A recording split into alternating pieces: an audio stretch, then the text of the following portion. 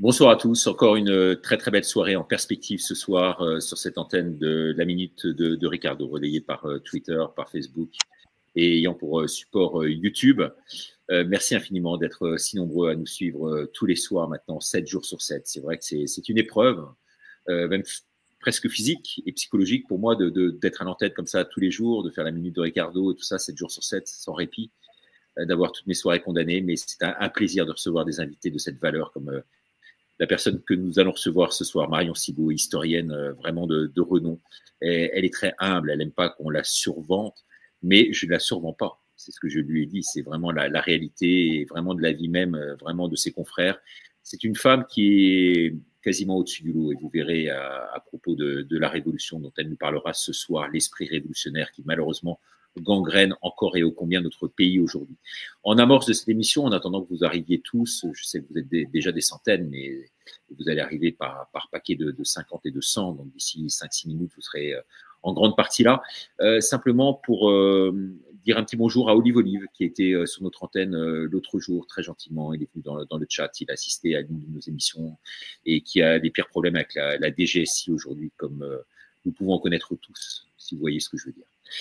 Donc pensez à lui, à sa compagne qui a fait une très belle vidéo que j'ai relayée du reste sur mes différents sites, et pensez également bien sûr à Natacha Ray, qui est une amie commune avec Marion et qui aujourd'hui traverse des heures extrêmement difficiles au niveau de la santé, au niveau de l'évolution de son cancer là, qui commence malheureusement à se métastaser un peu partout, et elle le sent, elle le vit très difficilement aujourd'hui. Donc, pensée et prière à Natacha Ray, avec qui on est de tout cœur ce soir, tous conjointement. Voilà, vous pouvez toujours l'aider sur son site PayPal avec la photo où elle a le chapeau. Il y a des escrocs qui ont créé d'autres sites en parallèle pour essayer de glaner un maximum d'argent sur son dos, ce qui est absolument ça, on connaît, mais c'est une honte. C'est dégueulasse. C'est dégueulasse, c'est dégueulasse. Il n'y a pas d'autre mot, mais bon, dégueulasse. Il y en a qui en profitent pour le faire. Voilà. En tout cas, on a fait une très belle interview d'elle et vraiment, depuis, on est en lien avec Chloé et elle, quasiment en continu. Chloé, que connaît bien également Marion. Voilà. Sinon, à part ça, écoutez, on va lancer peut-être la minute du jour, puisqu'on ne va pas trop tarder non plus à rentrer dans le vif du sujet. Pour vous dire également, peut-être encore 2 minutes, parce que je vois que les gens arrivent vraiment très, très nombreux, que j'ai passé la journée à lire, figurez-vous, le livre d'un homme que j'ai eu la chance d'interviewer à plusieurs reprises sur les mainstreams, qui s'appelait Max Gallo.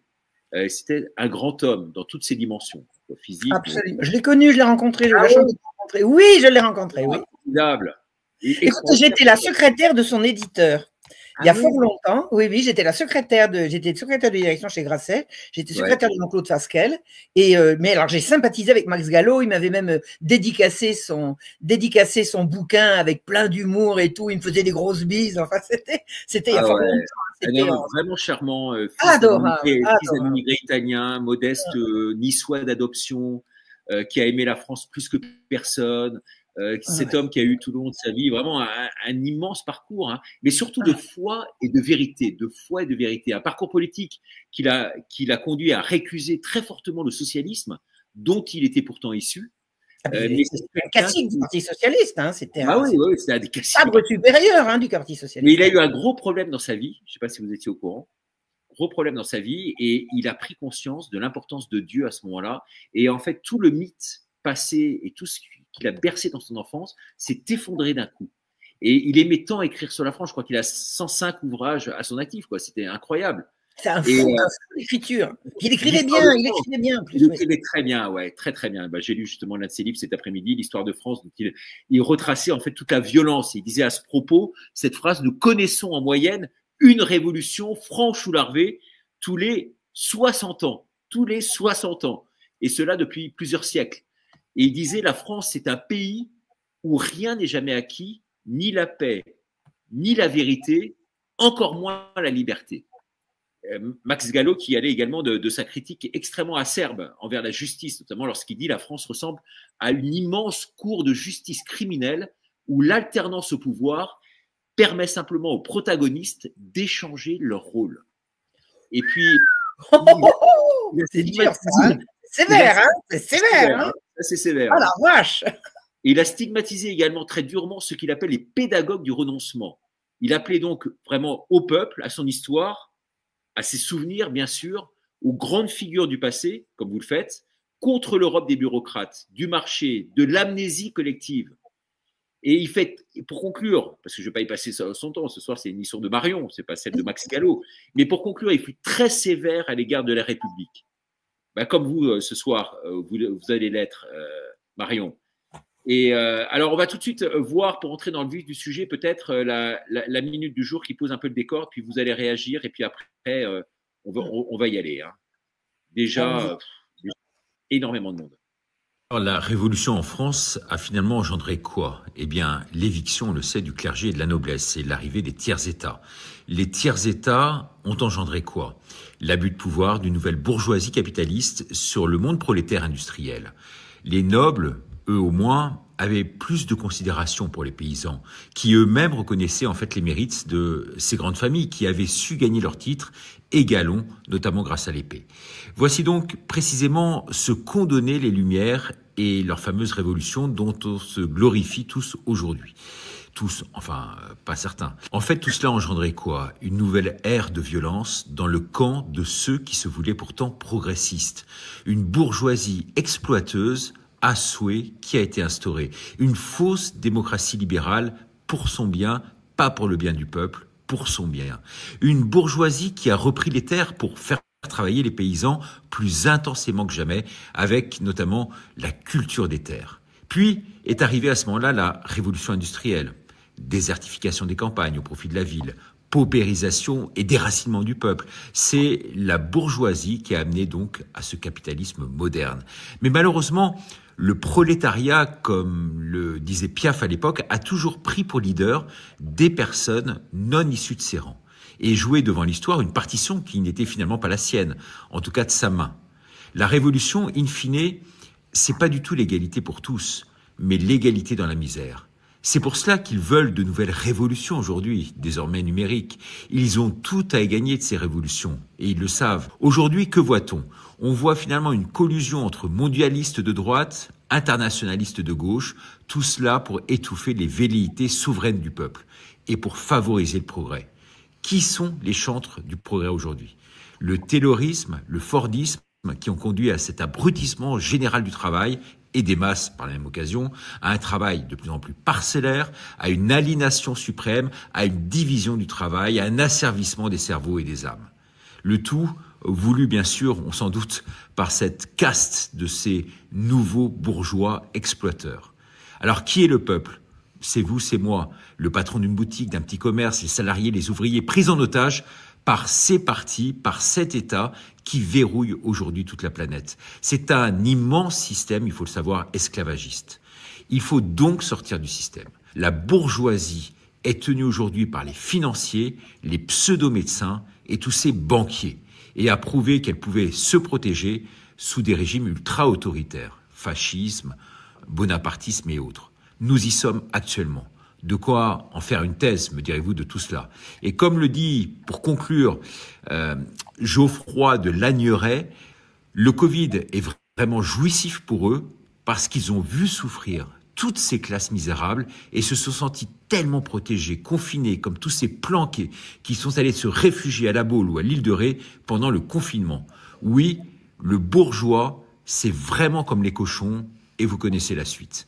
La révolution, en tout cas, vue par Marion Sigaud, en grande partie l'inverse de ce que les Français en pensent, c'est donc sur la minute de Ricardo, à partir de demain au podcast sur www.contrerevolution.fr. www.contrerevolution.fr. Merci de votre attention et à demain. Au revoir. Marion, bonsoir. Bonsoir Richard. Bonsoir tout le monde, bonsoir à tous. Ouais, merci infiniment d'être avec nous ce soir. Oh, merci de m'avoir invité, c'est un honneur. C'est vraiment génial d'être là ce soir. Alors dites-nous d'abord Marion, pourquoi vous intéressez-vous à toute cette période de la Révolution? Et plutôt la pré-révolution, hein, c'est bien cela. C'est la pré-révolution. J'ai été happée en m'installant à la campagne à l'âge de 40 ans. J'avais toujours vécu à Paris ou en région parisienne, en proche banlieue.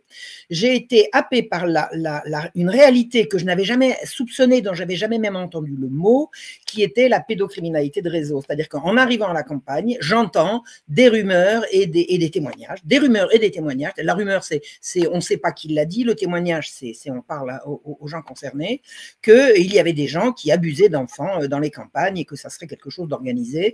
J'ai été absolument terrifiée de cette découverte et je me suis demandé si dans l'histoire ça avait existé, c'est-à-dire que c'est par intérêt, parce que j'ai connu des gens qui étaient très impliqués là-dedans, j'ai croisé des drames, hein, pour ne pas dire des tragédies dans ces affaires de pédocriminalité autour de moi, et je me suis dit on ne peut pas attaquer ces gens-là. J'ai compris la dangerosité de la chose. J'ai dit si c'est véritablement ce que ça a l'air, on a affaire à des grands criminels et il faut s'en préserver. Et pour comprendre, j'ai dit, je vais regarder comment c'était avant. J'ai toujours un intérêt pour l'histoire, ça c'est depuis que je suis petite, c'est mon père qui m'a passé ça. Mon père, il passait tous les samedis à la bibliothèque municipale, il raflait 1,50 m de bouquins, c'était que de l'histoire, et moi je piquais dans sa caisse, dans son tas, et voilà. Donc j'ai toujours été, c'est un truc de famille d'aimer l'histoire. Donc je me suis demandé, comme j'avais plusieurs livres d'histoire, notamment j'avais les histoires d'amour de l'histoire de France, qui quand même c'est extrêmement graveleux, enfin c'est exaspérant, mais c'est exaspérant, mais c'est pas faux, et ça donne des pistes. Et j'avais entendu parler de l'affaire de Damien. Damien, mon père était indigné, il me disait en plein siècle des Lumières, ce qu'on a fait à ce pauvre garçon, c'est une mise à mort la plus épouvantable, la plus atroce qu'on puisse imaginer, parce qu'il avait fait une toute petite estafilade dans le dos du roi, enfin il lui avait planté un couteau dans le dos, oui. Ça ne se fait pas. Cela dit, c'est peut-être un peu vrai, il a été écartelé, non? Il a été, non, mais pas que, brûlé. Non, mais brûlé à petit feu, enfin, c'est atroce, ça a duré 2h15, c'est une épouvante, Et je me suis demandé, comme il ne pouvait pas douter de ce que serait sa fin, je me suis demandé quelle pouvait être la motivation d'un garçon de 42 ans, père de famille, il avait une femme, une fille, quelle pouvait être sa motivation pour risquer une mort pareille. Il savait ce qu'il risquait. Voilà. Bon, alors il était dépressif, peu importe, j'ai bien étudié le cas du truc, enfin bon. J'ai compris qu'il y avait un loup sous cette histoire. Il était en contact avec les juges, non? C'était une balance. Il n'était pas en contact avec des juges, et c'est pas une balance, non? C'était pas pas du tout. Il était effectivement en contact avec des juges parce qu'il était domestique de juge, mais c'est pas que ça. Il avait été le domestique du frère de la marquise de Pompadour. C'est ça. Et le frère de la marquise de Pompadour fournissait des petites filles au roi. C'est ça. C'est-à-dire que Damien, Robert François Damien, que j'appelle François dans le livre que j'ai écrit sur lui, parce que c'était son prénom d'usage, François Damien, il était à même de savoir que le roi couchait avec des petites filles. Mais ça ne se fait pas. Non seulement ça ne se fait pas de coucher avec des petites filles, mais quand on est le roi, on se tient. Qu'est-ce que c'est que ça? Je veux dire, il a eu un geste comment dire, de révolte, d'indignation. C'était Louis XV. Hein, c'était Louis XV. Et c'est là que j'ai découvert qu'effectivement, Louis XV, alors ça se disait dans les histoires d'amour de l'histoire de France, le gars, il disait, le roi aimait bien gna gna. Il était graveleux au possible. C'était vraiment exaspérant comme auteur, exaspérant. Mais c'est quand même bien comme ça que j'ai eu l'information. Et à partir de l'information, j'ai commencé à chercher, à fouiller. Je suis allé en bibliothèque, puis après, je suis allé à la Bibliothèque nationale, puis après j'ai repris mes études d'histoire une fois que j'ai compris ça. Et c'est comme ça que ça m'est venu. Donc, je suis rentrée au XVIIIe siècle par l'intermédiaire de l'intérêt que j'éprouvais à trouver la vérité sur ce que c'était que la pédophilie de réseau. Et j'ai découvert le poteau rose. J'ai vraiment découvert le poteau rose. Alors ça a donné, j'ai finalement, j'avais 50 ans passés, hein, j'ai finalement repris mes études d'histoire à zéro. J'avais le bac. J'ai passé la licence, j'ai passé un DEA, j'ai passé la maîtrise et j'ai passé un DEA dans l'idée de rechercher ce que c'était que les trafics d'enfants. Mais j'ai découvert le poteau rose. Il y avait d'authentiques trafics d'enfants, un trafic pédocriminel. Alors, pendant tout le siècle de Louis XV, c'est une évidence, et ça avait commencé pendant le siècle de Louis XIV. Il est bien évident que c'est pas sous le siècle de Louis XIV qu'ils l'ont inventé. Disons qu'en inventant l'hôpital général, les magistrats et les notables, parce que ce n'était pas tous les magistrats, mais les magistrats et les notables qui mangeaient de ce pain-là, et avaient organisé une institution dans laquelle tous les pauvres et les miséreux étaient obligés de se laisser renfermer pour ne pas perturber C'était une question d'ordre public, tous ces mendiants qui les agitent leurs moignons, là, gna gna gna gna gna gna, tous les mendiants, ils vont être ce qu'on appelle renfermés. Donc, on crée une institution pour renfermer les gens, puis une fois qu'ils sont dedans, on sépare les femmes des maris, on sépare les enfants des parents. Et les Marion, les gens qui nous regardent là se disent, on commence cette émission en disant que finalement c'était normal en fait cette révolution, on ne pouvait pas laisser ça non plus. Mais parce que vous croyez que la révolution l'a arrangé ça? Ils ont créé la DAS. Ah mais ça on en parlera après, parce qu'il y a eu aussi un deuxième très gros problème à l'époque de Louis XV, c'était la dette. Oui, alors attendez, on termine là-dessus parce que voilà, regardez, j'ai écrit ça, Ouais. Voilà. Ça, c'est en train de ressortir. C'est la marche rouge. Je suis en train de… Il est à la fabrication, là. J'ai fait, c'est la 4e édition. Il sort dans 2 jours, il faut le dire. Il sort dans 2 jours. Donc, la marche rouge, ce que je suis en train de vous raconter, c'est comment j'ai repris mes études d'histoire et comment j'ai découvert le poteau rose. Les réseaux pédocriminels, ce qui se passe aujourd'hui, c'est la suite de ce qui se passait avant. Et croyez bien que dans ma naïveté pendant mes études d'histoire, au fur et à mesure que j'approchais de la Révolution, je disais vivement la Révolution, que ça s'arrange. Arrangé, vous plaisantez. On a enlevé les anciens, on a mis les nouveaux et on a continué comme devant. Et on n'a jamais, jusqu'à ce que j'arrive. Alors écoutez, j'ai essoré les archives de l'assistance publique. Jusqu'à ce que j'arrive, personne ne s'était penché sur ce sujet-là. En tout cas, personne n'a laissé de traces aux archives de l'assistance publique. Alors que moi, j'ai laissé mes mémoires. Hein. J'ai quand même eu 2 fois la mention très bien, une fois la mention très bien à la maîtrise, une fois la mention très bien au DEA. Sur cette recherche et voilà, c'est maintenant il faut continuer. Alors je dis, la presse ne parle jamais de mon travail, jamais, elle a jamais parlé de mon travail et ça continue. Donc il y a un truc qui s'appelle Internet qui est sympa et voilà. Alors comment à partir des réseaux pédocriminels, j'en suis arrivé à m'intéresser au siècle. Quand vous occupez de la guerre des juges contre le roi autour de ces problèmes d'enfants, d'hôpital général et tout ça, vous croisez le siècle. Et moi, je me suis intéressé au siècle. Et ce que j'ai découvert Quand vous dites le siècle, c'est le siècle des Lumières. Le siècle des Lumières. Alors, j'ai découvert ce que c'était que les Lumières. Je vais vous expliquer comment j'ai découvert ce que c'était que les Lumières. J'ai étudié le code de l'hôpital général. Donc, je vous dis, l'hôpital général, c'est le lieu de renfermement des pauvres et des mendiants où ont lieu du trafic de prostituées, du trafic d'enfants, du trafic de denrées, des machins hors taxes, achetés hors taxes, revendus à prix d'or, enfin, bon, des trafics absolument invraisemblables. Et pour étudier l'hôpital général, je me lance dans tout ce qui, dans une bonne bibliothèque universitaire, parle de l'hôpital général. Puis j'ai dit, je vais voir l'encyclopédie. L'encyclopédie, c'est en plein milieu. L'affaire de l'hôpital général, c'est 1749 jusqu'à 1753-4. Bon. L'encyclopédie, elle s'écrit à ce moment-là. Je dis, je vais regarder ce que l'encyclopédie dit sur l'hôpital général. Rien. Attendez, rien.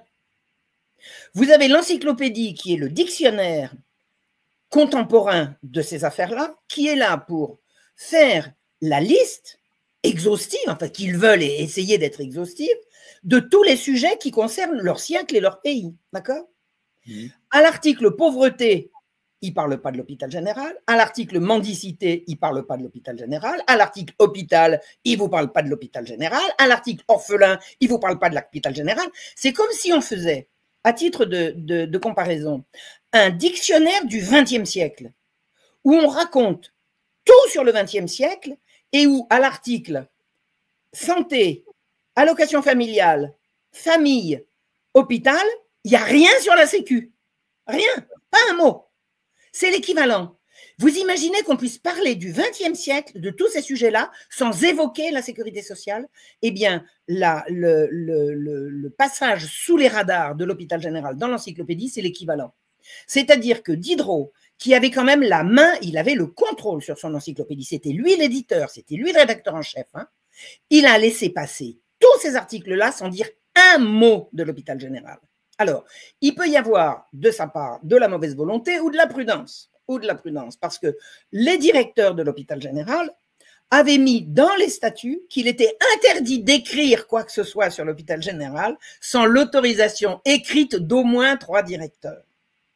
Est-ce que vous imaginez comment une institution qui se veut charitable met comme condition d'existence, enfin, décrit dans ses premiers articles, que vous n'aurez pas le droit de parler de nous, sauf avec notre autorisation écrite? Alors, bon, soit c'est parce qu'il avait peur de messieurs les magistrats, soit c'est parce qu'il était de mèche avec eux, mais peu importe, vous vous rendez compte? Qu'est-ce que c'est que cette institution dont on ne peut pas parler quand on parle du siècle?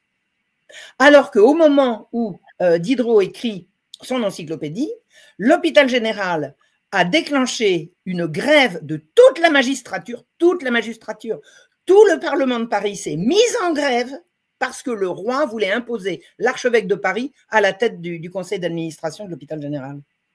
L'archevêque de Paris était statutairement, d'après le code de l'hôpital général, hein, je l'ai étudié, je l'ai essoré dans tous les sens. Bon.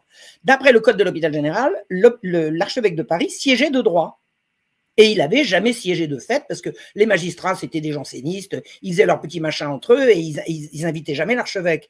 Bon, un archevêque passe, un deuxième archevêque passe, les scandales se multiplient à l'hôpital général et un jour, là, il y a tellement de plaintes que le roi a fait venir le nouvel archevêque de Paris, qui s'appelle Monseigneur de Beaumont. Il lui a dit, Monseigneur, vous allez aller siéger à l'hôpital général. Monseigneur de Beaumont, qui vraisemblablement savait certains trucs, plonge devant le roi en disant « Majesté, je vous en supplie de n'en rien faire, c'est un ordre, allez-y ». L'archevêque arrive au conseil d'administration, enfin au bureau de l'hôpital général, qui se met en grève, et la magistrature se met en grève. La justice à Paris et le ressort de Paris, c'était un tiers du royaume. Hein, le ressort de l'hôpital du Parlement de Paris, c'était un tiers du royaume. L'archevêque arrive à l'hôpital général pour regarder ce qui se passe, la magistrature se met en grève et la justice s'arrête et ils n'auraient rien à cacher, ces gens, dites-moi. Non mais attendez, quand vous entrez là-dedans, mais j'ai dit, mais attendez, je vais fouiller là, attendez, il y a quoi? Alors Diderot n'en parle pas, la justice s'arrête, mais ça a duré des années. La justice s'arrête, le roi n'arrivait pas à se faire obéir, enfin c'était invraisemblable. Quand la justice s'arrête, le chômage s'abat sur Paris, parce que les juges, ils s'arrêtent, le roi les exile, ils s'en vont avec femmes et enfants, avec leurs trains, etc. Les domestiques s'en vont, les boutiques n'ont plus rien à vendre, il y a des domestiques qui n'ont plus de travail, enfin, c'était une catastrophe. Alors régulièrement, le roi, quand les magistrats sont envoyés en exil, il essaye de composer, d'apaiser les choses, et ça recommence, et une grève et deux heures. Tout ça pour que l'archevêque n'aille pas voir ce qui se passe à l'hôpital général. Mais alors, il se passe quoi à l'hôpital général? Vous voulez que je vous raconte ce qui se passe à l'hôpital général? Du trafic d'enfants par milliers, j'ai des milliers de noms, j'ai des milliers de noms. C'est incroyable cette histoire. Donc, à partir du moment où j'arrive dans le siècle, qu'est-ce que je vais croiser? Je vais croiser un certain Voltaire, parce que Voltaire… Oui, vous parliez de Diderot, mais il y a eu également Descartes, il y avait également Rousseau, il y a Montesquieu. C'est le siècle avant. Descartes, c'est le siècle avant. Non, vous avez… Attendez, je vais vous expliquer dans l'ordre. Qui ont créé cet esprit des Lumières. Les Lumières, c'est l'encyclopédie. Les Lumières, c'est un terme extrêmement prétentieux. Ça veut dire avant c'était obscur et puis nous voilà avec la lumière. Hein. Oui, c'est eux qui sont sociétal, littéraire, culturel, une philosophique en quelque sorte. Voilà. C'est ce qu'ils disaient, hein. Mais le mouvement des Lumières, il démarre vraiment avec l'encyclopédie. Et quand vous entrez dans les Lumières par l'encyclopédie et que vous commencez par voir le mensonge de l'encyclopédie, parce que moi je tombe sur un mensonge par omission, mais un mensonge énorme. Je me dis, je m'intéresse quand même à ce qui se passe. Et alors c'est là que je découvre Voltaire. Alors j'ai jamais aimé Voltaire pour plein de raisons, parce que quand j'étais au lycée, que j'étudiais Voltaire, j'étais une bonne catholique croyante. Et ce que disait Voltaire, vous savez ce qu'il disait de la religion, Voltaire? Il disait c'est de l'imbécilité, mais il en faut au peuple. Ben moi je suis pas comme ça. Je détestais ce bonhomme. Vous détestez l'humain. Hein. En marge de cette émission, vous m'aviez demandé de regarder des citations de Voltaire sur l'homme, mais c'était quelque chose. Hein. C'est épouvantable. Il détestait les hommes. Et il détestait plus que le genre humain, il détestait les Français. Il disait oh mais Welsh, parce qu'il nous appelait les Welsh, c'est-à-dire vous êtes la chiasse du genre humain, c'est pas beau ça? Nous sommes la chiasse, mon cher Ricardo, nous sommes la chiasse du genre humain pour ce type. Il nous détestait, il n'y avait rien qu'il détestait comme les Français. Donc j'ai regardé ce que Voltaire racontait de l'affaire de l'hôpital général. Mais je dis mais il ment.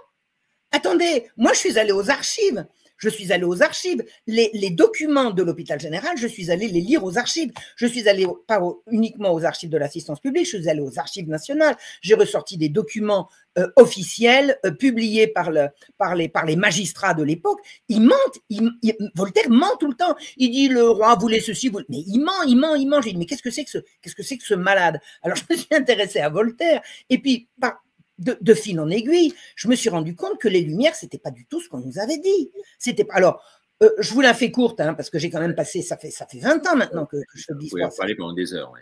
Bon, ce que j'ai découvert dans les Lumières, et après j'ai approfondi, c'est que les Lumières, c'est le mouvement qui va préparer le renversement de la royauté catholique pour le remplacer par le libéralisme, le capitalisme sauvage. Et c'est le but, et c'est ce qui s'est passé. Alors, je vais vous raconter maintenant, puisque vous m'avez posé la question, le fond du problème de ce qui va préparer la révolution, c'est la dette. Et qu'est-ce que c'est que la dette? La dette, c'est le budget de l'État, du roi, qui n'arrive jamais à entrer en équilibre. Pourquoi? Il y a des efforts qui sont faits pour qu'on équilibre les comptes. Une guerre arrive, il faut recommencer à zéro. La guerre, c'est le grand fauteur de déficit. Et vous avez, depuis que la royauté existe, les rois courent après l'argent. Pourquoi ils courent après l'argent? Parce que ça ne suffit pas d'imposer les gens. Un impôt doit se consentir, hein, c'est comme ça. Dans un pays digne de ce nom, on n'assomme pas les gens avec des impôts qui ne sont pas justifiés. Donc, le roi est en plus le protecteur du peuple, hein, il est le père du peuple, il doit une certaine protection au peuple, et il ne peut pas pressurer les gens comme ça quand il a besoin d'argent, les servir sur la bête. Donc, il y a les États qui sont des assemblées provinciales qui répartissent l'impôt. C'est le propre des États, enfin il y a les pays d'État et les pays d'élection, enfin c'est compliqué, on ne va pas rentrer là dans le détail, mais l'impôt est d'une façon générale quelque chose de consenti, de négocié, de discuter, voilà. Et quand le roi a besoin d'argent, et ben à chaque fois, il faut trouver des expédients. Alors, on trouve les expédients inventés par les conseillers des rois pour aider les rois à trouver de l'argent, c'est de la folie. Alors, qu'est-ce qui se passe au siècle des Lumières? C'est que la dette, qui a quand même toujours été un problème, va devenir un objectif. C'est-à-dire qu'il y a des gens qui ont organisé que le roi Louis XV, quand Louis XV arrive au pouvoir, il avait 5 ans quand son arrière-grand-père est mort. Quand il arrive au pouvoir, à la mort de Louis XIV, la dette est absolument incommensurable et un certain nombre de ministres à la fois brillants et grands serviteurs de l'État ont réussi, quand Louis XV arrive au pouvoir lui-même, c'est-à-dire quand il décide de se passer du cardinal de Fleury qui dirigeait le gouvernement, les comptes sont quasiment en équilibre. C'est-à-dire que la politique du cardinal de Fleury a été remarquable, les comptes sont quasiment en équilibre. Et voilà, vous avez une bande d'aigrefins qui sont par derrière et qui vont dire « on va vous arranger ça ». Ils mettent dans les pattes du roi une jeune femme, elle n'était pas une jeune fille, elle était mariée, ravissante, brillante, délicieuse, gaie à un pinson, une fille délicieuse, elle avait tous les talents, elle connaissait la musique, la broderie, la sculpture, la peinture, la comédie, elle était, il l'a fait marquise de Pompadour, voilà. Et elle va le ruiner, Et alors, comment fait-elle pour le ruiner? Elle lui demande des cadeaux, il les paye, et avec quoi il les paye? Comme il n'a pas d'argent, il les emprunte, et il les emprunte à qui? À la bande de la Pompadour. C'est-à-dire que la Pompadour, elle a été mise là par des financiers. Il y a un véritable complot qui consiste à mettre la main sur la royauté par l'intermédiaire de cette fille à la fois brillante. Alors, elle était brillante, et elle était très sincèrement éprise de lui. Ça me semble une évidence. Bon, c'est pas une excuse. Il y a un très beau documentaire de Stéphane Bern, justement, là-dessus. Vous l'avez vu, j'imagine. Non, je ne l'ai pas vu. Je l'ai vu aujourd'hui. Ouais. Ah oui, non, j'ai pas vu. J'ai vu pas mal de choses sur la Pompadour. Il y a des choses intéressantes de dites. Non, c'était une jeune femme absolument brillante, mais alors dénuée de scrupules. Alors, dénuée de scrupules, je vais vous expliquer. Le roi n'était pas fidèle. Il était très épris d'elle aussi. En gros, il ne pouvait pas se passer d'elle parce qu'elle lui donnait le moral. Elle elle était plus qu'une amante, elle était une véritable amie. Elle lui remontait. Quand il avait des coups de blues, des coups de dépression, elle le requinquait. Il ne pouvait pas se passer d'elle. Il ne pouvait pas se passer d'elle. Il était extrêmement épris, je ne peux pas dire dépendant, mais voilà, il l'aimait énormément, sans être forcément amoureux, parce qu'il l'a trompé, mon Dieu, qu'il l'a trompé. Oh là là, et elle faisait chauffer la carte bleue, quoi. Et elle faisait chauffer la carte bleue. Et alors, ce qu'il y a surtout, c'est que, comme il était très infidèle, il l'avait infecté.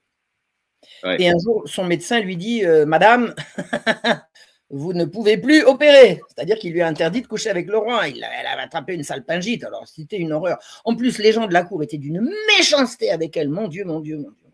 Mon Dieu, mon Dieu, mon Dieu. Il racontait qu'on la suivait à la trace. Et ils ont fait des chansons là-dessus, vous vous rendez compte? Vous vous rendez compte? L'humiliation. Elle en a bavé. Elle n'a pas été heureuse 5 minutes. Hein, de toute la période où elle a été dans le lit du roi et à sa table, elle n'était pas que dans son lit, elle était vraiment avec lui tout le temps. Elle n'a pas été heureuse 5 minutes. Elle a déclenché des haines. Vous vous rendez compte? C'est épouvantable ce qu'on lui a fait subir. Et quand elle n'a plus, quand son médecin lui a interdit de continuer de coucher avec le roi, elle a dit bon, ben, la place va être prise, donc je m'en occupe. Je m'en occupe. Et elle a dit je vais mettre des filles trop jeunes pour qu'ils s'y attachent. Et c'est elle qui a...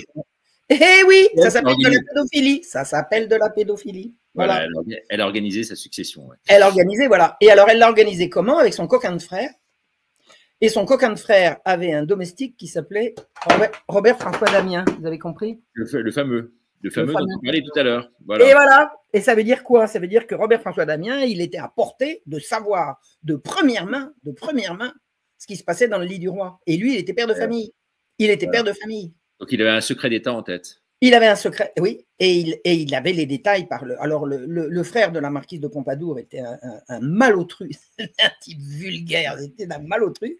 Il traitait mal ses domestiques, et dans un certain milieu, et ça je l'ai vu, dans une certaine aristocratie, on met un point d'honneur à respecter et faire respecter ses domestiques. C'est-à-dire que Marigny, le frère de la marquise, il traitait mal ses domestiques et il se faisait mal voir pour ça. Il se faisait mal voir pour ça. Et il traitait mal ses domestiques et notamment, il parlait devant eux comme s'ils avaient été des potiches. C'est ça. Ce qui va avec. Vous méprisez votre domestique, vous parlez devant lui comme s'il n'était pas là. Et il racontait tous ces détails graveleux devant. Et alors, imaginez-vous que quand Damien a attaqué le roi le 6 janvier 1757, il avait une caractéristique. Heureusement, je crois que c'était l'hiver, donc il avait visiblement. Oui, il avait des tas de coulures. Parce que la lame faisait 8 cm, je crois. J'ai ça, semble. Tout à fait. Et la lame a traversé les plis de manteaux, de chemises, etc. Donc le roi n'a pas eu grand-chose. De toute façon, porter la main sur le roi, porter la main sur le roi, c'était crime de lèse-majesté. Alors, je vous raconte le truc. Damien était un très grand et bel homme. Il était grand, mince. Il avait un nez assez fort. C'était un beau gars, vraiment un beau gars. Un nez Aquila. Et l'information a couru dans les couloirs de Versailles en 1 heure de temps. Tout le monde était au courant. Et il y a un type qui se précipite en criant « L'écoutez pas, c'est un fou! L'écoutez pas, c'est un fou! L'écoutez pas! » C'était Marigny. « L'écoutez pas, c'est un fou! Qu'est-ce qu'il craignait qu'on dise? Salopard! L'écoutez pas, c'est un fou! » Et alors, j'ai étudié le dossier de Damien, mais alors, à la loupe, je suis allée chercher le moindre petit papier aux archives pas aux archives de l'assistance publique, c'est aux archives de la rue des Archives et aux archives de la Bibliothèque nationale. Enfin, j'ai essoré complètement le dossier Damien et son premier interrogatoire a été retiré. C'est-à-dire que la première heure de son interrogatoire n'est pas le premier jour de son interrogatoire n'est pas dans le dossier. C'est-à-dire que les premières questions qu'on a dû lui poser, c'est est-ce que, et si, et si, et si, et ça. Ouais. Et ensuite, on est repassé. J'ai tout démonté. J'ai tout démonté. Le procès Damien est un procès complètement truqué. Et le trucage consiste à cacher. Alors, d'une part, que Damien avait une fille. Et il y avait eu en 1750 des émeutes à Paris parce que la police enlevait des enfants prétendument pour truc de mesure d'ordre public, parce que les enfants, ils lançaient des cailloux dans les lampadaires. Tiens. Il y avait On enlevait des enfants dans les rues parce que l'archevêque de Paris était arrivé à la tête de l'hôpital général où on se servait des gamins et ils ont dû se dire, avec l'autre, non, on va se servir ailleurs. Hein, voilà, c'est comme ça que ça s'est fait. Donc, il y a eu plusieurs jours d'émeutes à Paris en 1750. Et voilà que Damien, dont la fille a été enlevée, sa fille a fait partie des enfants enlevés en 1750. En 1757, il attaque le roi dont il vient d'apprendre qu'il couchait avec des enfants. Bon, ben voilà, vous avez compris. Hein, voilà. Sauf que sa fille, alors j'ai essayé de savoir si sa fille avait servi au roi, c'est non. Hein, c'est non. Il n'y a pas de. Les enfants qui étaient enlevés à Paris en 1750 n'ont pas servi au roi. J'ai suivi une fausse piste en le croyant, mais j'ai bien vérifié, ce n'est pas le cas. Mais il servait à d'autres. Alors, il y a pédocriminalité, mais bon, on va reprendre l'ancien régime, donc visiblement est en crise, la dette publique atteint des sommets, la société d'ordre est de plus en plus critiquée, Louis XVI décide… Non, c'est pas la société d'ordre qui est critiquée, c'est pas ça. C'est pas ça. Non, la société d'ordre, c'est pas ça qui est critiquée. Je vais vous expliquer ce qui se passe. C'est que les faiseurs d'argent sont des gens qui lorgnent depuis la fin du règne de Louis XIV, ils lorgnent vers la terre. La terre, ils se disent, la terre, on doit pouvoir se faire énormément d'argent dans la terre, sauf que la terre, elle est tenue par les paysans qui fonctionnent en communauté paysanne, et puis le roi vérifie que le blé va arriver d'abord au marché. Le système des subsistances de tout l'Ancien Régime, mais de tout l'Ancien Régime, depuis le début, jusqu'à la Révolution, c'est les subsistances arrivent au marché le plus proche de là où elles sont produites. C'est-à-dire que le paysan, une fois qu'il a rentré son blé, qu'il a mis dans son grenier ce dont il a besoin pour lui et sa famille, il porte au marché le plus proche son grain. La population vient sur le marché et achète le blé. Il en reste, parce que l'agriculture est productive. Les marchands passent après la population et ils ont le droit de vendre ce qu'ils ont acheté au marché à la condition de montrer patte blanche à la police, à qui ils vont dire qu'ils vont les porter ici ou là. C'est-à-dire que vous ne pouvez pas arriver sur un marché en disant « Coucou, moi je suis marchand, je prends votre truc là. Vous êtes marchand? Montrez vos papiers, vous êtes enregistré où, etc. » Ça s'appelle la police des grains. Et la police des grains, elle surveille de très très près le commerce des grains dont elle ne se mêle pas, elle le surveille. La police des grains n'est pas là pour vendre ou acheter des grains, ce sont les marchands, c'est leur métier, les marchands ont leur utilité et tout le monde le sait qu'ils ont leur utilité. Les marchands sont mal vus parce qu'ils essayent toujours d'en avoir plus, mais ils ne sont pas mal vus de par le métier qu'ils font parce qu'ils portent le grain là où il y en a un surplus, dans un endroit où il en manque. Mais tout ça, c'est sous la surveillance de la police, qui est le bras armé du roi contre les spéculateurs et les faiseurs les affameurs du pauvre monde. Donc, tout le système d'Ancien Régime concernant les subsistances, ça fonctionne comme ça, avec une règle d'or qui est que si une situation particulière, que ce soit une guerre ou une gelée intense, par exemple, ou des inondations atroces, enfin, que ce soit climatique ou politique. Si une situation fait que, malheureusement, le blé a augmenté parce qu'il a tellement manqué qu'on le fait venir du plus loin, enfin, le blé devient trop cher, on autorise ce qu'on appelle la taxation, c'est-à-dire la fixation du taux auquel le blé sera vendu. La taxation se fait toujours par la négociation sous la surveillance de l'autorité. Par la négociation, c'est-à-dire que la taxation va fixer un prix au-dessus duquel il sera rigoureusement interdit de vendre le blé. Il est interdit, une fois que la taxation est assurée, une fois qu'elle a été faite, et elle se fait par la négociation, c'est-à-dire que le marchand participe à la fixation du taux. Donc, le marchand est l'autorité. Donc, la taxation se fait sous la surveillance de la police, sous la bienveillante protection de l'autorité royale pour, au moment où le blé va devenir hors de prix, que le plus pauvre des sujets du roi puisse continuer de manger. C'est le principe de la royauté. Arrivent les Lumières, mais c'est des vieilles lunes. Qu'est-ce que vous nous racontez? La police, elle a jamais fait pousser un épi. Ce sont des emmerdeurs, ils passent leur temps à vexer les marchands. Vous savez ce que c'est un marchand? C'est le gars qui sait exactement ce qu'il faut faire pour vendre le blé au meilleur prix.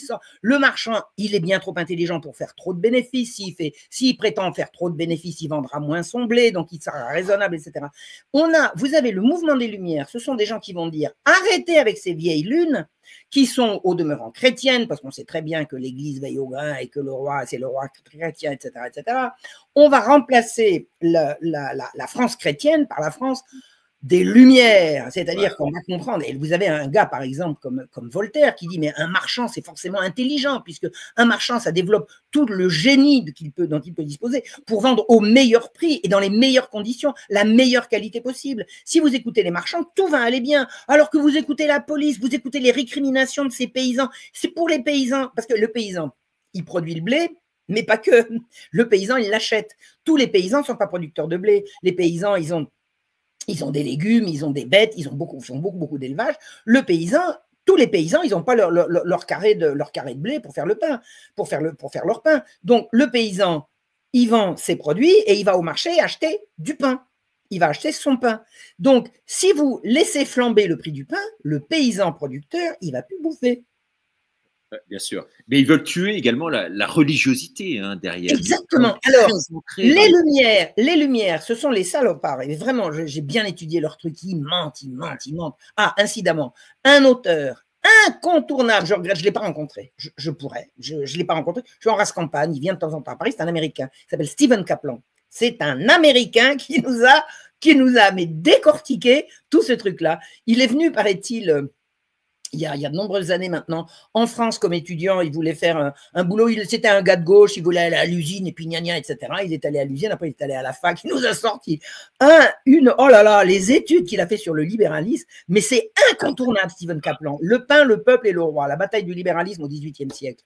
Je l'ai lu, je ne sais pas combien de fois, enfin, je l'ai en fiche, enfin, c'est vraiment il a bien étudié. Les gens des Lumières passent leur temps à mentir.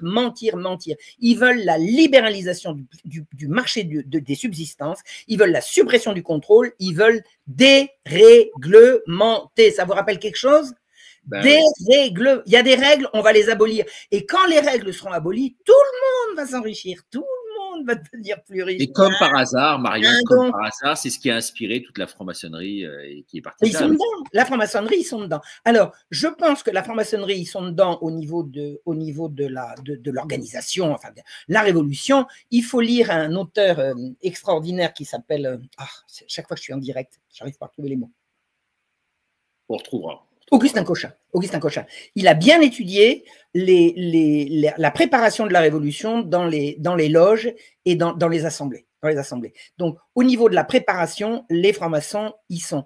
Maintenant, au niveau de l'idéologie, c'est pas que les francs-maçons. Ils y sont bien sûr, mais c'est pas que. C'est vraiment une question de pépette. C'est une question de.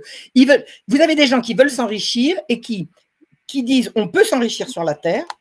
Les paysans sont tout contents parce qu'on va leur permettre de vendre mieux, etc. Mais ils font semblant de confondre, alors que le roi a pu se laisser abuser, ils font semblant de confondre le producteur de la terre, celui qui bosse, et le producteur de la terre, celui qui a acheté la terre et qui fait bosser les autres. Par exemple, Voltaire, il disait « moi qui cultive la terre ». Voltaire cultivait la terre, vous imaginez? Voltaire se penchant sur la glèbe. Non mais bon. Voltaire, il sortait du lit à je ne sais pas quelle heure, il était en robe de chambre toute la journée, il ne cultivait pas la terre. Alors je ne dis pas qu'il ne travaillait pas, il travaillait. Mais Marion, on ne peut pas ignorer non plus qu'il y avait quand même un problème de représentativité, en tout cas le peuple.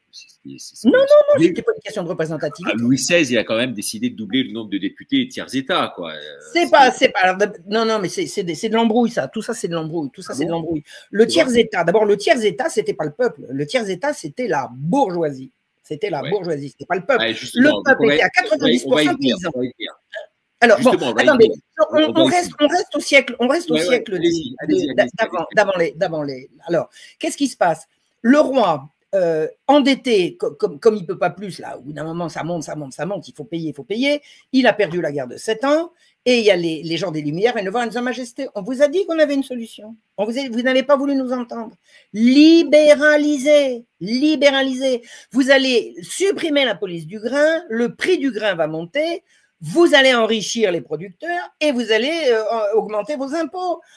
Peuple riche, peuple pauvre, roi pauvre. » Et on a vendu au roi que s'il laisse courir le prix du blé, tout le monde va s'enrichir et lui avec. Bon, la première réforme se fait en 1763. C'est l'année où on supprime les jésuites, parce que ceci va avec cela. Les jésuites avaient tout ce qu'il fallait pour dire au roi, casse-coude, ne faites pas ça. On les a supprimés, c'est encore une autre histoire, c'est une longue affaire. Mais une fois qu'il n'y avait plus les jésuites pour crier casse-cou, parce qu'ils avaient le niveau intellectuel, ils avaient l'influence, ils avaient le niveau intellectuel, le roi a pu il s'est laissé abuser par des promesses mirobolantes. On va tout laisser faire et tout le monde va s'arranger, vous pensez bien. Or, les émeutes ont commencé dès le début de la première expérience libérale. Des émeutes secouent la France partout, au cri de taxation, taxation. Brusquement, la taxation devient interdite. Les premières mesures libérales consistent à dire on supprime la police et on interdit la taxation. C'est-à-dire que le prix du blé sera fixé par la loi de l'offre et de la demande. Bon, ben c'est comme ça. C'est comme ça. C'est plus la police des grains et la taxation est interdite. Et le cri de taxation, taxation, c'est la clameur qui monte des tréfonds de la France et qui va s'arrêter jusqu'à ce que la Révolution, en 1789, instaure la loi martiale qui interdit de facto, qui punit la taxation de peine de mort. D'accord. Les premières mesures de la Révolution, mais on va trop vite. Donc 1763, première expérience libérale. La dette continue d'augmenter, La France se couvre d'émeutes absolument partout, et le roi meurt, arrive. Alors, avant de mourir, il revient en arrière, il dit bon, on rétablit la police des grains, on rétablit. Arrive le roi Louis XV meurt, arrive Louis XVI 1774, la dette a encore augmenté, l'embrouille financière ne fait qu'augmenter, et là on dit, alors le jeune Louis XVI, il est terrifié, il est très très mal à l'aise, il a 20 ans, il n'était pas préparé. Parce que la révolte est là, Marion. Mais non, pas du tout. Mais non. Au moment où Louis XVI arrive au pouvoir, on lui présente un certain Turgot, qui est encore un libéral de chez libéral, et à qui on dit « Majesté, ce type-là, c'est le progrès, vous allez voir, etc. Lui, il va vous arranger ça, le problème de la dette, il va vous arranger tout ça. » Et Turgot recommence une expérience libérale, mais en plus. Et en plus, il supprime les corporations. C'est-à-dire qu'il jette le monde du travail, qui était extrêmement protégé par les corporations. Une corporation de métier, c'est le métier qui s'organise lui-même. Qui s'organise lui-même par privilège royal. Le privilège, c'est la loi privée. La corporation des bouchers n'a pas le même privilège que la corporation des charpentiers. Parce que c'est chaque métier qui s'organise, et le privilège, c'est le droit que le droit accorde à une corporation, entre autres. Il y a d'autres privilèges, les privilèges des villes et tout. Mais bon, un privilège, c'est un droit acquis par une corporation de métier. Et Turgot, dans son libéralisme échevelé, dit il n'y a pas besoin de corporation, il supprime les corporations. Et supprimer les corporations, ça consiste en quoi? Ça consiste à dire il n'y a plus de protection sociale, il n'y a plus de salaire minimum, c'est la loi de l'offre et de la demande. Et à votre avis, qu'est-ce qui se passe?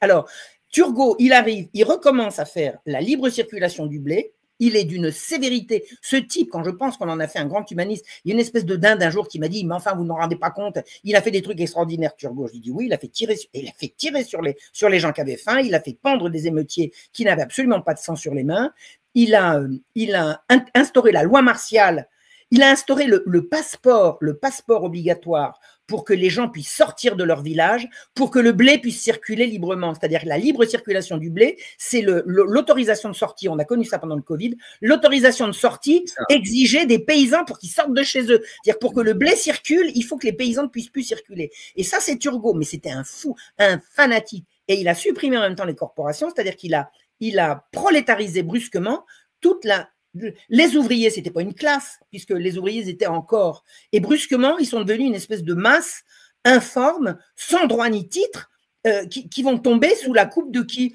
Celui qui a de l'argent en disant tu cherches du boulot? Regarde, moi j'ai de l'argent, je te paye l'outil, je te paye la machine. Alors qu'avant, les ouvriers, ils avaient leurs outils. Les corporations, elles faisaient plus qu'à ce qu'à jamais. Vous savez à quoi elles servaient, la corporation? Elles servaient de caisse de retraite. Alors, elle servait d'apprentissage, d'école, elle servait de caisse de retraite, de caisse de sécurité sociale, de caisse d'assurance maladie, d'assurance veuvage et d'assurance invalidité. Elle avait des maisons de retraite et elle faisait des prêts gratuits. Des prêts gratuits. Demandez à votre syndicat, demandez à votre banque de vous faire un prêt gratuit à taux zéro. Et quand l'ouvrier pour des raisons recevables, hein, recevables, c'était pas comme ça, pouvait pas rembourser, bon, on lui en faisait cadeau. Pas beau ça? La corporation, on la supprime parce qu'elle entretient la fainéantise. La corporation, elle donne à l'ouvrier une telle assurance de gain qu'il va faire moins d'efforts que s'il est aiguillonné par la faim. Non, mais c'est des salopards, vraiment, ces gens des Lumières, ils ont supprimé les corporations, ils ont supprimé la police des grains. Et alors, il y a quelqu'un qui va voir Turgot en les ont dit, monsieur le ministre, là, vous venez libéraliser, d'interdire la taxation et d'autoriser la libre circulation des grains, donc le prix du grain va augmenter. Il dit oui, oui, tout à fait, mais c'est très bien, le prix du grain va augmenter. Quand il a trop augmenté, il rebaissera. Attendant, les gens, il faut quand même qu'ils mangent. Hein. Il y a les 2/3, les 3/5 de Paris ne pouvaient plus s'acheter que du pain à partir de. Ils ne pouvaient pas acheter autre chose. Tous les revenus des Parisiens, avec le passage de Turgot, leur consistaient à pouvoir s'acheter du pain et rien d'autre. C'est hallucinant. Ils ne pouvaient plus s'habiller, ils ne pouvaient plus se chauffer, c'est dingue, ils ne pouvaient plus s'éclairer. Il a fait augmenter le prix du pain dans des proportions telles qu'il y a eu une révolte et il a fait tirer dans le tas. La révolte, elle arrive. Mais la révolte, elle arrive, c'est pas contre l'ancien régime, c'est contre le nouveau. La révolte arrive contre le nouveau régime, pas contre l'ancien. On est bien d'accord. C'est ça, on est d'accord. On est bien d'accord. Donc l'entrée en révolution. Je vais expliquer un truc sur Turgot. Donc, il libéralise le prix du grain qui se met à flamber. Donc, l'ouvrier de la ville ne peut plus s'acheter du grain. L'ouvrier, le paysan à la campagne, en imaginant qu'il n'ait plus de pain, il lui reste encore les légumes, le machin, le porc salé, etc. Mais le gars de la ville, celui qui va au marché pour acheter sa nourriture, parce que c'est ça la ville, hein, le principe de la ville, c'est ça, il ne peut plus bouffer. Et en plus, les salaires sont devenus libres, c'est-à-dire qu'ils s'effondrent. Alors, il y a des gens qui vont voir le ministre en disant, attendez, les salaires plongent et le pain augmente. Comment vont faire les gens pour nourrir leur famille? Réponse, mais il n'y a qu'à faire travailler la famille. Il n'y a qu'à mettre les enfants au travail. Ben alors, il a signé, moi je l'ai lu le truc, moi je me suis baladé à un moment donné. Moi j'étais militante politique, j'étais à Debout la République, je me baladais avec le truc, j'ai dit regardez les gars, regardez ce que c'est. Regardez ce que c'est les Lumières. 1776, 2 mai 1776, si l'ouvrier ne peut plus nourrir ses enfants, les enfants n'ont qu'à se nourrir tout seuls à partir de quel âge? 4 ans. 4 ans, allez à l'usine. Alors, ça s'est arrêté parce que ça s'est fait par soubresaut, mais tout le 19e siècle, c'est le triomphe de Turgot. Hein. Donc, Turgot, il se met finalement plein de gens à dos, le roi finit par le renvoyer, mais il a quand même fait des dégâts. Il a fait des dégâts, Turgot. Il a inventé des ateliers de charité, vous ne pouvez pas vous imaginer. Les gens, ils n'ont plus de travail, on va faire des ateliers de charité, c'est quoi? Des ateliers de charité, c'est des grands travaux dans lesquels on les fait travailler pour moins cher que ce qu'on paierait des ouvriers, parce que sinon c'est pas intéressant. Et on emmène toute la famille, le père, la mère et les enfants, hein, pour aller travailler sur des chantiers comme ça, en faisant bien attention qu'ils soient moins bien payés que les autres. Non, attendez. Et s'ils ont des enfants, s'ils ont des parents malades à la maison, eh ben on les enlève et on les met à l'hôpital. Voilà, donc ce sont des abus de toutes sortes, quoi. C'est absolument infernal. Donc Turgot est renvoyé. La dette continue, après il y a la guerre en Amérique, enfin c'est tout le chantier, et arrive la veille de la Révolution. La veille de la Révolution. C'est pas encore la Révolution, c'est la veille de la Révolution.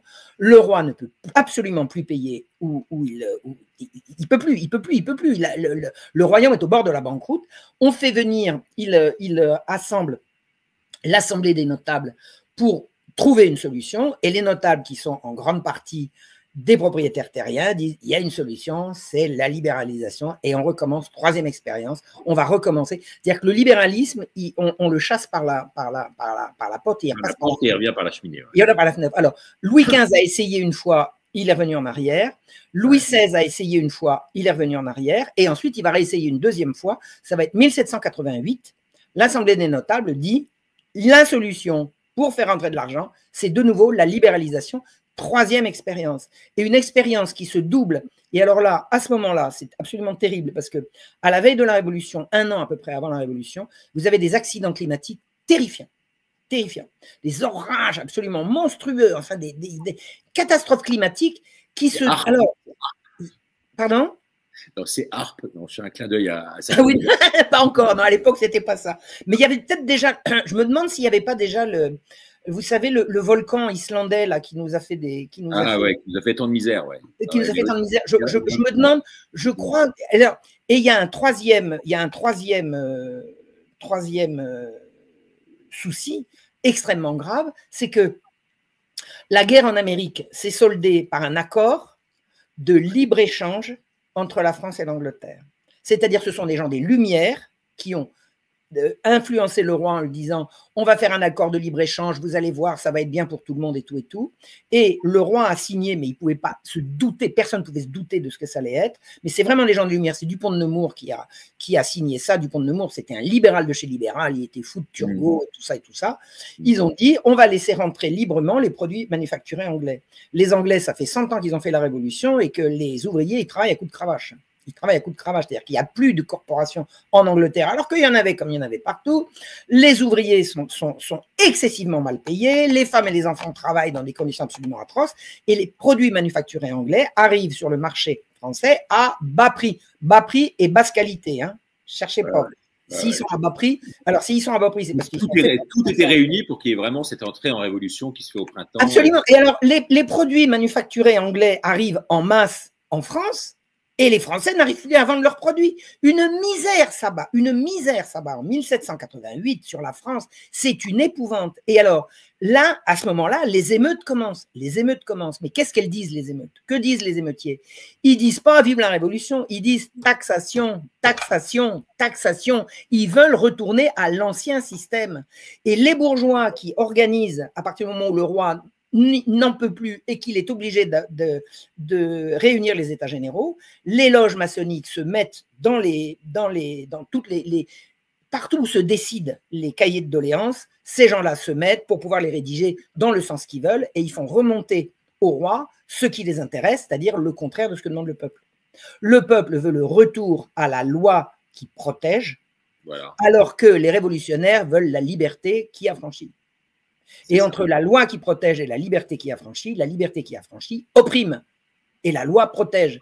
Le peuple de France, que ce soit le peuple des villes, que ce soit le peuple des campagnes, quand la Révolution arrive, il veut revenir à l'ancien système et on va lui imposer le nouveau. Les toutes premières décisions qui seront prises, alors vous avez des loges qui envoient des délégués qui arrivent. Vous savez, le roi, il a demandé à ce que les Français envoient leurs doléances, pas que les Français leur envoient une nouvelle constitution. C'était pas dans les cahiers de doléances, ça. C'est un coup d'État. La Révolution française, c'est une succession de coups d'État. Vous avez des gens qui arrivent là en disant, alors ça, c'est pour le coup, c'est les loges qui ont fonctionné. Hein. Les loges, elles sont toutes interconnectées les unes avec les autres. Elles veulent renverser la chrétienté. Les loges, elles veulent renverser. C'est une obsession. Alors, elles le disent pas comme ça, parce qu'on continue de dire, Voltaire aussi disait, oh, Dieu par-ci, Dieu par-là, etc. Alors qu'en fait, on sait très bien ce qu'il en pensait. Les autres, ils veulent pas avoir l'air d'attaquer l'Église, mais ils ne font que ça. Et ils veulent absolument se débarrasser de tout ce système qui protège le petit peuple. La Révolution, c'est la fin de la protection du peuple. C'est la livraison du peuple, pieds et poings liés, aux intérêts du grand capital. C'est le mal pour le mal, par le mal, en fait. C'est ça. C'est épouvantable. C'est épouvantable, la Révolution. Et alors, moi, j'étais tellement sincèrement républicaine et révolutionnaire qu'au fur et à mesure que j'avançais dans mes études, j'ai dit, mais c'est pas ce qu'on m'a dit. Mais vous l'êtes encore si vous êtes appartenu à des mouvements comme Debout la République. Debout la République. Pourquoi Debout la République? Pourquoi vous appartenez à des mouvements comme ça, Debout la République? Parce que j'y croyais à ce moment-là. Debout la République, quand je suis allée à Debout la République, je n'avais pas encore terminé mon retour. Franchement. Un peu de discernement, s'il vous plaît. Mais moi, quand j'étais adolescente, avec mes sœurs, on était des acharnés. On criait la victoire en chantant. On était des révolutionnaires. Moi, j'étais persuadée. Moi, j'ai vu, vous savez, le film Révolution française, là, la marche des femmes sur Versailles. J'en avais les larmes aux yeux. J'ai dit putain, c'est beau. Oh la vache. Oh la saloperie. Oh la saloperie. Vous avez changé du tout au tout. Hein, à mais complètement. Mais j'ai vu la vérité. Qu'est-ce que vous voulez? Le 14 juillet, là, aujourd'hui, j'imagine que le 14 juillet, c'est plutôt, vous êtes plutôt en berne ce jour-là, non? Ah bah complètement. Moi, c'est une grande fête chez moi. Vous chantiez la Marseillaise. Aujourd'hui, la Marseillaise, vous la chantez plus, hein? Et alors, je l'ai chantée jusqu'à il y a encore pas si longtemps que ça. Hein. Ah bon? Quand j'étais à Debout la République, je la chantais encore. Et là, je peux plus. Bah oui. Vous savez ce que c'est, les Marseillais? La Marseillaise, ça vient d'où? Parce que c'est. Ah ben, je vais vous raconter ça. C'est des voyous, non? Qui sont montés. Oh, c'est pire que des voyous. C'est toutes les raclures de toutes les prisons du midi de la France. Alors, je vais vous expliquer. Quand la révolution est commencée, le roi accepte une constitution. Je vous la fais courte, hein, je vous fais pas une histoire complète de la révolution. Il y en a pour 8 jours. Puis en plus de ça, il faudrait que je ressorte mes notes. Mais bon, vous avez ce qu'on appelle la fête de la fédération. La fête de la fédération, c'est toutes les gardes nationales qui vont converger sur Paris et qui montent sur Paris, papam, papam, papam, pour la grande fête de la fédération, c'est-à-dire on va fêter la constitution, on va remercier le roi d'avoir accepté la constitution, pata, pata, pata, pata. Bon, alors, les Marseillais font partie des gens qui vont arriver sur Paris. Bon. Alors, qu'est-ce qui s'est passé avant que les Marseillais montent sur Paris? Vous avez tous ces révolutionnaires qui savent exactement où ils veulent aller. Ils envoient des ordres à Marseille en leur disant « Envoyez-nous des hommes et des canons. » Prépare la suite. La chute de la royauté, ça va être août 92.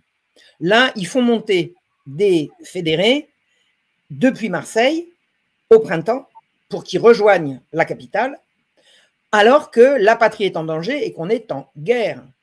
Alors, vous avez… Les gardes marseillais étaient aux frontières, hein, c'est bien ça. Exactement.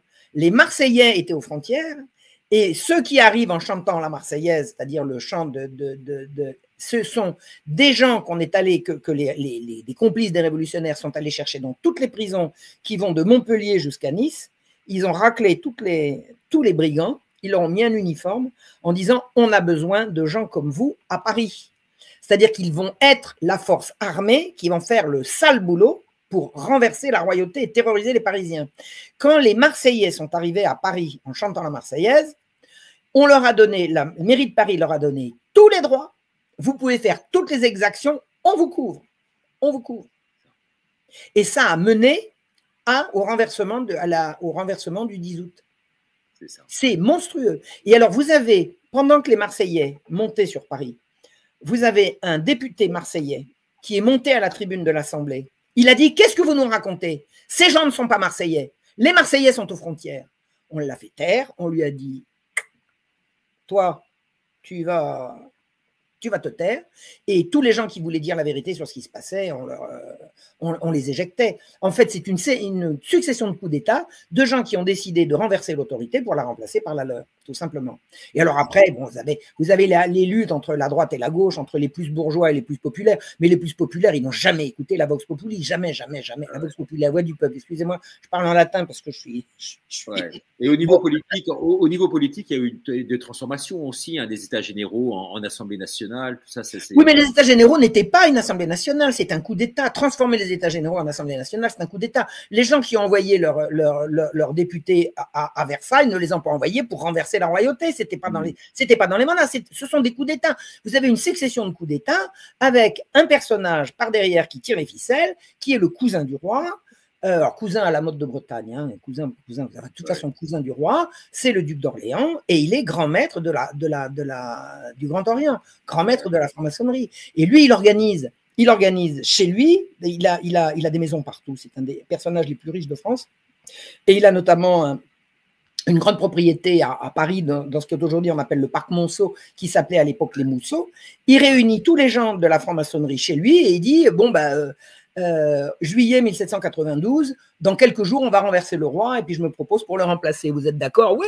Alors, il y a quoi? Il y a toute la franc-maçonnerie, il y a ils sont tous là et ils décident de faire ça le 13 juillet. Puis finalement, il y a eu un quoi qu'ils l'ont fait le 14. Puis ils l'ont fait. Et vous savez ce que c'est, bleu, blanc, rouge? Moi, quand j'étais gamine, on me disait bleu, blanc, rouge, c'est les couleurs de Paris plus les couleurs de la royauté. Pas du tout, c'est les couleurs du duc d'Orléans, c'est les couleurs du grand maître de la franc-maçonnerie. Vous savez, tous les… Le duc d'Orléans, on va en parler dessus là. Hein. Ah ben après, il est 22 heures. Pour les gens qui arrivent, Mario, il faut quand même faire récapitulatif de tout ce que vous avez dit. Avec les Lumières, cela devait être un combat émancipateur, ça ne l'a pas été. Prise de pouvoir du libéralisme contre, en fait… Dérégulation, c'est dérégulation. Toute la loi qui protégeait les gens a été abolie. Pas d'ordre établi, comme vous l'avez dit. Hein. Ouais. Le libéralisme était là donc pour installer le capitalisme, en fait une forme de capitalisme. Hein. Non, mais le capitalisme le plus sauvage, c'est-à-dire celui qui a le capital, il décide. Ouais. Voilà. Et le bien commun est remplacé par le profit. On l'aura compris. Le profit individuel remplacera avantageusement le bien commun, disent-ils. Voilà. C'est ça. On en est là, à date, pour ceux qui prennent l'émission en cours. C'est épouvantable. Puis alors, après les luttes de clans entre ceci et cela, mais je vous dire, Alors, vous savez ce que c'est que les massacres de septembre? Et ça intéresse beaucoup les gens sur cette chaîne, c'est une chaîne à connotation quand même spirituelle, vous savez. On peut parler quand même, et ce serait bien que vous reveniez là-dessus, Marion, sur l'arrestation des prêtres et prêtres réfractaires qui refusent en conscience. Ça, c'est l'horreur absolue. C'est l'horreur absolue. C'est l'horreur absolue. Je vais vous expliquer. Moi, quand j'étais gamine, un prêtre réfractaire, c'était un gros vilain qui ne voulait pas respecter la Constitution. Bon, vous savez ce que c'est qu'un prêtre réfractaire? On a demandé, les révolutionnaires, enfin le nouveau gouvernement, hein, l'Assemblée, a demandé aux prêtres de prêter serment à la Constitution. Mais la Constitution, elle avait libéralisé le marché du grain. On demande aux prêtres de jurer, de faire respecter le libéral. Mais il dit, attendez, nous c'est au bon Dieu qu'on se doit. On veut bien respecter la Constitution dans le cadre de la loi qui s'applique à tout le monde, mais en tant que prêtre, on ne peut pas prêter serment de défendre ce qui est contraire à tout ce à quoi on croit. C'est pas possible. Ils ne pouvaient pas en conscience, les prêtres ne pouvaient pas en conscience accepter de défendre la Constitution. Ils n'étaient pas là pour ça. Ils défendent la parole du bon Dieu. Ils ne défendent pas la parole de révolutionnaires factieux qui ont… Vous voyez ce que je veux dire? Donc, ils ont dit non, c'est pas possible. C'est pas possible. En plus, le pape leur a donné raison. Et là, on a commencé à les martyriser. Mais martyriser, c'est une horreur. C'est une horreur. D'ailleurs, la grande révolte vendéenne et bretonne, elle s'est faite sur la révolte de la population qui défendait ses prêtres. Et il n'y a pas que là. Moi, j'ai étudié un petit peu ce qui se passait du côté des Tempes. Les gens étaient indignés de la façon dont on traitait leur curé. Les gens aimaient leur prêtre. Le prêtre, il faisait partie de la paroisse, il faisait partie de la communauté. La chasse aux prêtres a été extrêmement mal vue par la population. Alors, la population, elle réclame la taxation, on lui répond loi martiale. La loi martiale qui a été votée à l'automne 1789, à partir du moment où la loi martiale existe et qu'elle dit, dès qu'il y a quand le pouvoir hisse le drapeau rouge, tout rassemblement de plus de 3 personnes est considéré comme hors la loi et on peut tirer dans le tas. C'est-à-dire qu'avec le drapeau rouge, 3 personnes se rassemblent, on peut tirer dans le tas. 3 personnes qui réclament la taxation, elles ne peuvent plus. Et la taxation, c'est on ne peut plus acheter le pain, il faut le faire baisser. Peine de mort. Vous imaginez le truc? Ils sont avec le peuple, hein, ces gens-là. Non, mais c'est épouvantable. Et puis de l'autre côté, puisque vous parlez de là, il y a les clubs de pensée franc-maçon qui s'installent avec le couvent des Jacobins, par exemple, qui installe véritablement la dictature. Hein, c'est bien ça ou pas? C'est ça, la dictature jacobine. Alors, il y a des gens qui ne savent pas ce que ça veut dire jacobin. Jacobin, c'est l'adjectif qui va avec Jacques. C'est-à-dire que ceux qui se réfèrent à Jacques, c'est jacobin. C'est ça. Voilà, tout simplement. Donc, la rue Saint-Jacques, dans la rue Saint-Jacques, il y avait le couvent des Jacobins. Dans la rue Saint-Jacques. Dans la rue Saint-Jacques, il y avait le couvent des Jacobins. Et alors, comme il y avait, à cette époque-là, il y avait une grande réforme, au cours du XVIIIe siècle, il y avait une grande réforme d'un certain nombre d'institutions religieuses qui ont été rassemblées, certaines ont été fermées, il y en avait trop. Donc, il y a eu une réforme en cours et ce couvent-là avait été désaffecté. Les révolutionnaires, ils ont dit, il y a de la place, on s'installe. Et il y a des croix qui disent que jacobin, ça a un rapport avec Jacob de la Bible, pas du tout. C'est pas un nom juif, c'est un adjectif. Donc derrière tout ça. Oui, il y a des juifs à la révolution. Non. On va accélérer un peu parce qu'avec l'heure, on pourrait vous écouter toute la nuit. Mais je vous ai prévenu. Au bout d'un moment, on veut remplacer. On veut remplacer Louis XVI par son cousin. Hein, c'est ça Alors on veut remplacer Louis XVI par son cousin. Le duc d'Orléans. Le duc d'Orléans. Il dit voilà. Ouais. Et le roi l'entend dire. Et pas d'abolition de royauté, hein. D'abord changement de dynastie. Hein. Déjà, voilà, exactement. Ils veulent un roi potiche, ils veulent un roi à l'anglaise. Le roi à l'anglaise, il est possesseur du pouvoir, mais c'est pas lui qui l'a ramassé, hein. On lui a donné, on l'a posé là. Et le duc d'Orléans réunit tous ses amis en disant rendez-vous dans 2 jours, c'est-à-dire rendez-vous le 13, et puis finalement ça se fait le 14. Qu'est-ce qui se fait le 14 juillet? Le 14 juillet, Paris se entre en insurrection contre la royauté. C'est-à-dire qu'un gouvernement… alors, il y a autre chose que je vais vous raconter, parce que ça vaut son pesant de cacahuètes quand même. Le Necker, qui était un ministre protestant, merci Voltaire. Voltaire a tellement culpabilisé les catholiques en faisant croire qu'on avait tué un innocent Calas uniquement parce qu'il était protestant. Tout ça, c'est des mensonges. Enfin bref, Voltaire a tant et si bien fait que Louis XVI a pu, sans choquer au-delà du raisonnable, prendre un ministre protestant. Le ministre a ruiné la France, il était là pour résoudre la dette, c'est pour ça qu'on l'avait fait venir, il l'a multiplié par je ne sais pas combien. Et il a fait des rentes, des rentes, des rentes, des rentes. Il disait, Majesté, vous avez besoin d'argent, je vous en trouve, je prête, j'emprunte et je donne et je rembourse à taux, machin, etc. Il remboursait à des taux, alors c'était pas des taux fixés à l'avance, il remboursait sous forme de rente. C'est-à-dire que vous prêtez de l'argent au roi, vous donnez de l'argent au roi, parce que le prêt n'existe pas, vous donnez de l'argent au roi, et lui, comme il est gentil, comme vous lui avez été gentil, vous lui avez donné de l'argent, il est gentil, il va vous donner une rente à vie. Et la rente, au lieu de la gager sur votre vie à vous, Necker va dire, vous pouvez gager la rente sur votre fils ou sur votre petit-fils. Ça veut dire des rentes qui sont interminables, qui sont ruineuses pour le trésor, ruineuses, mais qui sont absolument extraordinaires pour les rentiers. Les rentiers, dès qu'ils veulent prêter de l'argent au roi, le Necker leur dit, je vous fais un pont en or, un pont d'or. Donc, au moment où le duc d'Orléans prépare son 14 juillet, hein, sa prise de pouvoir sur Paris, Necker fait partie des conjurés. Et le roi l'apprend. Il dit, dites donc vous, vous êtes mon ministre, sortez d'ici. Et alors, la nouvelle arrive à Paris, Necker est renvoyé. Qui va payer les rentes? À la Bastille. C'est les rentiers qui ont été à la Bastille. Ils ont envoyé l'argent. Ouais. C'est-à-dire que la prise de la Bastille, c'est la révolte des rentiers qui disent, on ne peut pas laisser renvoyer Necker. Et vous avez un journaliste qui s'appelait Rivarol, Antoine Rivarol, qui l'a expliqué très bien. Il dit, la révolution, c'est quoi? C'est une assemblée de financiers qui étaient là pour qu'on les paye. Ils ont dit, il faut une révolution pour qu'on soit payé jusqu'au bout. On va essayer la révolution, on va la réussir. Alors, il résume ça, c'est à peine caricatural. Hein. C'est à peine caricatural. C'est, on va trouver de l'argent pour faire quoi? Pour faire fonctionner le pays? Non, pour payer les rentiers. Parce que quand même, hein, on a prêté de l'argent au roi, il faut qu'il nous rende. Mais qu'il nous rende avec des intérêts, vous voyez ce que je veux dire? Et les rentes Necker ont largement contribué à la… Et alors, il faut savoir une chose, c'est que l'Église, qui était encore en place à ce moment-là, elle avait un crédit que le roi n'avait plus. Quand le roi voulait emprunter, plus personne ne lui prêtait, il ne remboursait pas. Donc, sauf les rentes Necker, le roi, à chaque fois qu'il a lancé un emprunt, plus personne ne lui prêtait parce qu'il n'arrivait plus à rembourser. Donc, à part les rentes Necker, plus personne ne pouvait faire d'avance. Ouais. Sauf l'Église, parce que l'Église, elle avait un patrimoine accumulé depuis 2000 ans. Les biens d'Église n'ont jamais été aliénés. Donc, l'Église avait un crédit total.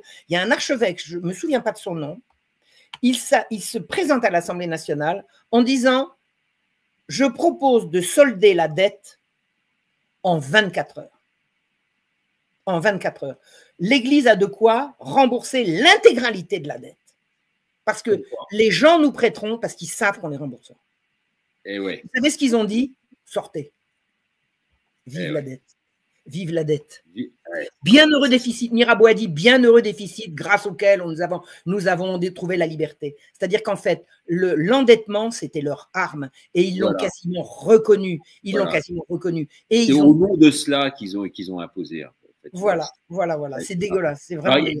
Ce qu'il faut dire, Marion, c'est qu'en fait, tout cela, cette révolution, c'est une extrême minorité. Hein. Quand on voit, il y a eu 7 millions de morts. Et en fait, c'est une minorité de la population qui s'est exprimée. C'est rien. Hein. C'est combien? 0,6% ou je sais pas combien ou… Alors, non, ça c'est alors, non, alors, ce que… Oui, là j'avance plus dans le temps, mais c'est bon. On va y venir. Au moment, bon, la révolution, c'est de plus en plus violent, il y a de plus en plus de dissensions entre les uns et les autres, mais une fois que la royauté est renversée, avec l'aide des Marseillais, hein, qui vont faire toutes leurs exactions, etc., la royauté est renversée, les massacres de septembre, on lâche des gens payés à ça, on les lâche dans les prisons pour les massacrer des prisonniers, vous imaginez comment… Robespierre, lui, il est quoi là-dedans là? Robespierre, il a dit il faut que justice se fasse, il faut que le peuple se venge. Il faut que justice se fasse. Moi, j'avais un ami qui me disait mais Robespierre, il était malade ce jour-là. J'ai dit arrête, attends. Robespierre, il était malade ce jour-là. Non, mais c'est la bonne excuse. Il y a un gars qui était là, qui l'a vu, c'était Louis-Marie Prudhomme. Il était journaliste. Il est allé avec un ami, il est allé à la Commune de Paris, c'est-à-dire à l'hôtel de ville. Il est allé voir tous les gens qui siégeaient et il y avait Robespierre. Ils leur ont dit arrêtez le massacre, c'est une abomination, ils ont dit. c'est ça. Mais Marion, vous confirmez Et Robespierre y était. Robespierre y était. Vous confirmez bien que Danton et Robespierre, en fait, je crois que c'était c'était des bourgeois. Ils habitaient en province, ils étaient avocats. Vous confirmez ça, hein, c'était vraiment. Oui. Voilà. Mais Robespierre, il disait un truc, le peuple des villes et des campagnes vit dans un tel degré d'avilissement qu'ils sont incapables de comprendre. Là, tu es incapable de comprendre, imbécile. C'est toi qui ne comprends pas. Le peuple, il savait très bien ce qu'il voulait, ce qu'il ne voulait pas. Il voulait ce qu'on leur a refusé et il ne voulait pas ce qu'on leur a imposé. Hein, ça, c'est clair. Non, mais tout ça, c'est des… Oh là là, les Robespierristes. Ouais. Oh là là, moi, je les ai eus à la fac sur le dos, les Robespierristes. Ah oui. Oh là là là là. Oh là là là là. En plus de ça, moi, je veux pas tirer sur Robespierre à la place des autres. C'est-à-dire que je me refuse de taper sur Robespierre comme si c'était lui qui avait tout fait. Vous voyez ce que je veux dire? D'un côté, on en fait un saint, de l'autre côté, on en fait le Deus ex machina de l'horreur absolue. Je ne suis pas d'accord. Voilà, ni l'un ni l'autre. Je crois que c'était un cinglé, c'était un type parfaitement sanguinaire qui a eu une énorme influence, mais il n'a pas plus…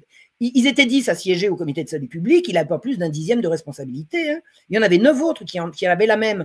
Donc, ce n'est pas parce qu'on trouve la signature de Robespierre sur des documents lançant le génocide vendéen, même ça ne se portait pas ce nom-là, mais c'est quand même comme ça que ça s'est passé, c'est pas parce qu'il y avait sa signature qu'elle était la seule. Il y en avait 9 autres. Hein. Donc, concernant Robespierre, ni je ne veux en faire l'ami du peuple, non mais le peuple il le voyait de sa fenêtre. Robespierre pendant toute la Révolution, il a évolué dans un quadrilatère qui faisait 1,5 km de long et 500 mètres de large. Alors le peuple c'est ce qu'il voyait là-dedans, hein. Il n'en a pas vu d'autres, hein. Il n'en a pas vu d'autres pendant toute la Révolution. Il faut arrêter. Et je ne veux pas non plus faire de Robespierre le mal absolu, le dictateur. Il n'était pas plus dictateur que les autres, pas du tout, pas du tout, pas du tout. C'était un cinglé parmi les autres, mais c'était des gens qui n'avaient aucun respect humain, rien, rien. Donc, attendez, ils se sont permis de juger le roi comme Assemblée nationale, mais depuis quand une Assemblée nationale est-elle un tribunal?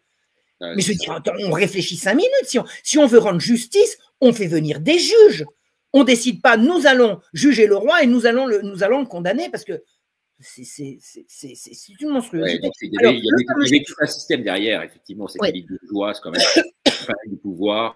Et ce sont les bourgeois, donc on aura bien compris, qui ont eu la tête du roi, finalement, in fine. Alors, ce que je voudrais dire concernant… Ce sont les mêmes. Parce que pour faire un parallélisme, pour les gens qui regardent et qui ne sont pas forcément férus d'histoire, mais aujourd'hui, en fait, ce sont les mêmes. Vous confirmez, ces petits bourgeois bobos, désormais parisiens, qui tiennent à l'Élysée les reines de la France. Et qui passent leur temps à parler au nom du peuple qu'ils ne connaissent pas. Ben voilà. Le peuple, ils le voient de leur fenêtre. Pour le peuple, soi-disant, par le peuple, en fait, c'est ça. Et en fait, c'est contraire à tout cela. Ouais, c'est exactement. Moi, j'ai fait plusieurs conférences qui s'appellent Au nom du peuple. Regardez ce qu'on a fait au nom du peuple. C'est-à-dire qu'on massacre le peuple au nom du peuple. Le peuple, tout ce que le peuple a demandé, on lui a refusé. Le peuple, il s'est jeté dans la Révolution au cri de taxation, taxation, taxation. C'était interdit et on lui a opposé la loi martiale. Voilà. Donc, tout ce que le peuple a demandé, on lui a interdit. On lui a interdit. Le peuple voulait récupérer ses prêtres. Qu'est-ce que c'est que l'épouvante de la guerre en Vendée? Les Vendéens, on leur a imposé des nouveaux prêtres. Ils disent, on ne veut pas des nouveaux, on veut les anciens. Eh ben, on va vous massacrer. Allez, en avant-marche. En avant-marche. Mais les Vendéens, il y a une saga là-dedans. Vous savez, j'ai rencontré… c'est la dissidence et l'histoire, quoi. J'ai eu la chance et le bonheur de connaître Rénal Sécher et j'ai lu ses bouquins. Enfin, je connais son site. Il est formidable, cet homme. Je l'ai au téléphone. Oh là là là. Je l'ai au téléphone 2 fois par semaine, à l'heure actuelle. Il est formidable. Ah, moi aussi. Moi, c'est tous les jours. Vous avez les mêmes amis, décidément. Hein. J'ai l'impression. Mais il va venir un de ces jours. Il faut que j'arrive à le convaincre. Ah, il est adorable. C'est un ami. Hein, c'est un ami. Il a fait un musée là-bas extraordinaire.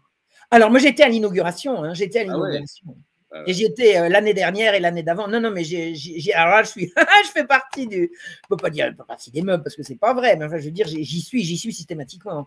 J'y suis systématiquement. Il a fait un truc de toute beauté. Vraiment, vraiment. Non, c'est un lieu à voir.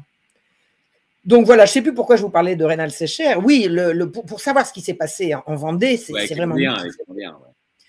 C'est vraiment lui qu'il faut lire. Mais il y a une chose qu'il faut savoir quand même, c'est que l'histoire des autres régions de France qui se sont soulevées contre la Révolution, elle reste à faire. Elle reste à faire. Moi, j'ai fait il y a quelques années une conférence à Lyon avec des Lyonnais, c'est-à-dire que ce sont des Lyonnais, fils de Lyonnais, petits-fils de Lyonnais, hein, ce n'étaient pas des gens qui passaient par là, qui m'avaient invité. Je leur ai raconté la Révolution à Lyon. Ils tombaient de l'armoire. Je lui ai dit, mais attendez, vous ne savez pas ce que je vous raconte? Ils m'ont dit non. Je dis, mais vous êtes Lyonnais? Oui. Ouais. Mais Lyon a perdu autant d'habitants que Marseille pendant la peste. Ouais. Par quoi? Par la guerre que la Convention a faite à Lyon. La Convention a envoyé les armées de la République pour réduire Lyon et détruire Lyon. La ville ils ont débaptisé Lyon, qui s'est appelé Commune Affranchie, et ils ont détruit les plus belles maisons de Lyon, et ils avaient l'intention de massacrer tout le monde. Ils se sont arrêtés parce que, ah bah oui, Robespierre est mort, mais il n'y a aucun rapport. Il n'y a aucun rapport. Bref. Ouais. Bref. Non, mais et les Lyonnais me disent, mais vous n'êtes pas au courant de tout ça? Il y a eu des atrocités à Lyon. Mon Dieu, mon Dieu, mon Dieu. Mais c'est épouvantable. C'est épouvantable, épouvantable. Et j'ai fait cette conférence et les Lyonnais, ils étaient comme ça. Ah ouais, ça j'imagine. Et vous l'avez vu le film à propos des Vendéens, Vaincre ou mourir, là? Bah évidemment. Comme si j'aurais pu ne pas aller le voir. Un budget ridicule, hein, 3,5 millions d'euros, 18 jours de tournage. Et magnifique, magnifique. Et un nombre, un public, je ne sais pas combien ils étaient, mais 300 ou 400 000. Extrême droite. C'est extrême droite. Quand on voit les films de BHL qui sont subventionnés à France et qui 5000 personnes qui se déplacent, quand on voit ces films-là à petit budget, c'est incroyable. Enfin, bon, bah voilà. Non, mais 20 oui, alors j'ai vu ça. Comment c'est magnifique. Voilà. Mais vous savez, moi j'ai fait une espèce de, pas un pèlerinage parce que je ne suis pas vendéenne d'origine, moi je suis originaire de Bourgogne, hein, je suis sur la terre de mes ailleurs, là. Je suis originaire de Bourgogne, donc j'envoie les meilleures pensées des Bourguignons, des Burgondes, j'aime bien dire les Burgondes, les meilleures pensées des Burgondes aux Vendéens, mais je ne suis pas du tout originaire de là-bas. Donc je ne peux pas dire que j'ai fait un pèlerinage, mais sur les conseils avec une amie, sur les conseils de Reynald, on est allé faire la tournée vraiment des lieux historiques de la guerre de Vendée. C'est très impressionnant. Très impressionnant. Le coin de la Loire où les gens se sont jetés à l'eau, là, où ils sont passés de l'autre côté pour la virer. Oui, les mariés, on les assemblait pour les tuer et pour les. C'est horrible, ça. Oh là là. Et l'église, là, où le. Oh là là, mon Dieu, oh, ce que c'est émouvant, on ne revient pas indemne d'une plongée dans la Vendée. C'est quelque chose. Je me souviens, je faisais déjà de l'histoire depuis très longtemps quand j'ai connu Reynald. Mais, enfin, depuis très longtemps, ça fait déjà plusieurs années que je faisais de l'histoire. Et quand je l'ai connu, j'ai lu, je ne sais plus lequel de ses bouquins, j'ai éclaté en sanglots. C'est-à-dire que ça faisait déjà des années que je faisais de l'histoire, j'étais affranchi de plein de trucs, et de lire ça, j'ai éclaté en sanglots. Et vous savez de quoi j'ai pleuré? La France est un pays génocidaire. La République a été génocidaire. Cette République que j'ai tellement aimée, que j'ai tellement chantée, que j'ai tellement adulée. On est en République, on a bien le droit, on est République, vive la République. Génocidaire, et puis de sang-froid, et les atrocités commises, mon Dieu. Alors les atrocités, j'essaie toujours d'éviter, je veux pas voir, je veux pas entendre, puis il y a des moments où on est obligé. Il y a des moments où on est obligé, et là j'en dors plus, et là il faut, il y a un avant et un après la Vendée. Quand on est français, il faut prendre connaissance de ce qui s'est passé vraiment. Alors malheureusement, on ne peut pas durer trop longtemps dans cette émission pour des raisons d'ordre purement technique, mais vous allez revenir, Marion, et justement à l'occasion. Je peux me taire aussi. Mais, non, bah, on a besoin de vous entendre, mais en tout cas, ce qu'il faut restaurer aujourd'hui, pour laisser une note d'espoir aujourd'hui par rapport à tout ça, parce qu'on sait qu'on est en plein dedans en fait. Ce qu'ils ont vécu à la Révolution, c'est ce qu'on vit un peu quelque part aussi, un peu aujourd'hui. C'est une forme de reproduction de schéma, quoi. Donc il faut quoi? Il faut restaurer les communes libres, les régions autonomes, une magistrature indépendante. Il faut restaurer le local. Corporative, hein, ça c'est clair. Hein. Je pense qu'il faut. Alors il faut restaurer les corporations. Il faut restaurer les corporations de métiers. Ouais, ça, c'est ça. Il faut que les métiers, il faut que les règles des métiers. La méritocratie, ça c'est un truc. Ouais. Il faut restaurer le local. Ouais. Il faut d'abord restaurer. Alors moi je suis chrétienne, mais j'oblige personne à l'être. Mais quelqu'un qui veut pas se référer aux valeurs chrétiennes, veut-il accepter de se référer à la notion de bien commun? Est-ce que ça on peut le demander? Le bien commun, C'est le but. On ne fera rien si on n'a pas une idée du bien, si on n'a pas comme objectif le bien commun. Alors, dans les anciennes sociétés chrétiennes, le bien commun était chrétien. Moi, comme je suis chrétienne, je persiste à dire que ça relève des valeurs chrétiennes. Mais est-ce que les non-chrétiens veulent bien se joindre à nous là-dessus? C'est-à-dire le bien commun. Et bien, c'est ce qui sera bien pour l'ensemble du pays, pour la nation. Pour la nation, et pas pour les intérêts individuels de machin, truc et bidule. Donc, une fois qu'on a rétabli la notion de bien commun, je pense qu'il faut rétablir les corporations, c'est que dire que la médecine soit entre les mains des travailleurs de la médecine, et pas que les médecins, et pas que les labos, y compris les kinés, et les aides-soignants, etc., que chaque corporation de métier élabore ses règles, élabore son éthique, ses règles, ses tarifs, c'est tout. Chaque métier, et qu'on rétablisse le pouvoir local. À l'heure actuelle, toutes les décisions sont prises à pétaouchnok. On n'a pas besoin de pétaouchnok. On est quand même assez grand pour dire chez nous. Alors, bon, il y a des choses comme les règles, comme le mariage, la succession, ces trucs-là. Bon, bah, mettons, on est d'accord que ça vient de plus haut. Mais pour tout ce qui concerne les décisions, les normes, qu'est-ce qui nous emmerde avec leurs normes? On n'a pas besoin de leurs normes. On peut très bien avoir des normes villageoises et des normes Voilà, maintenant, c'est même des normes européennes maintenant. Mais c'est vrai qu'il faut déjà… Il nous emmerde, on n'a pas besoin de ça. Il faut réapprendre à lutter aujourd'hui, vraiment pour un idéal. Hein. Aujourd'hui, ce qui nous manque tellement aujourd'hui, finalement. Je pense que l'idéal du bien commun, c'est quelque chose qui… Est-ce que je dis une bêtise en disant le bien commun? Ça vous semble… Non, ça me semble complètement adéquat comme terme. Hein? Et rétablir le pouvoir local. D'abord, il faut consommer local. Moi, vous savez, je consomme presque tout local, à part le riz, parce que j'achète du riz, donc on n'en cultive pas chez moi. Mais tout ce que je consomme, c'est local. Tout ce que je consomme, c'est local. Voilà, et puis trouver un charrette, hein, un Anastas de charrette. Vive Charrette, vive son blanc plumé. Le chef de la Vendée, le roi sur place, comme dirait notre ami. L'homme qui je crois que la France… Je crois qu'il y a plein de charrettes en France. Un héros. Mais les médias les cachent, mais ils sont là. Je suis persuadée que la France, il y a un bruissement là. Je ne les connais pas, hein, je ne suis pas dans le secret des dieux, mais je sens que il y a des gens qui se mettent en place là. Il y a des gens qui se mettent en place. Et si on veut rétablir une royauté, ben, il faudra un… Et vous croyez alors pas au Orléans, bien sûr, hein, pas cette branche-là. Ils ont fait leur preuve. Ils ont fait leur preuve quand même. Non, mais ce serait très intéressant avec vous, Marion. Et alors, vous savez, moi, j'aime bien quand les émissions sont à succès, comme celle de ce soir, bien entendu. Mais avec vous, on ne pouvait pas douter de l'inverse. Comment vous savez que c'est un succès? Il y a du monde? Il y a beaucoup de monde. Il y a énormément de monde. Vous verrez les chiffres demain. Vous serez surprise. Non, il y a énormément de monde. Et puis un chat, si vous voulez, ça n'en finit pas de défiler. Alors, malheureusement, on ne peut pas tout bon, j'embrasse tout le monde. Hein. Je fais un bisou à tout le monde. Voilà, tout le monde vous embrasse. Non, mais attendez. Là, on en est qu'à 21h là. Alors que toutes les secondes, il y en a une. Toutes les secondes, il y a un. Voilà. On va les revisiter si vous avez 5 minutes. Alors, vraiment, on ne va pas tirer plus de temps que ça parce que moi, le plan technique, je suis obligé de partir. Voilà. Marie. Ok, je ne vous retiens pas plus. Voilà, okay. Mais non, mais vous allez regarder. Parce que alors ça, au début, c'est les bonjours. Après, c'est sur les intervenants. Ensuite, c'est sur Max Gallo. Donc là, on va accélérer un peu. Ensuite, de la Belgique. Ils viennent de partout ici, hein, pour vous voir. Les compteurs s'affolent là. Il y a énormément de monde hein, ce soir. Vous verrez. Hein. Vous serez surprise par le nombre de gens qu'il y a.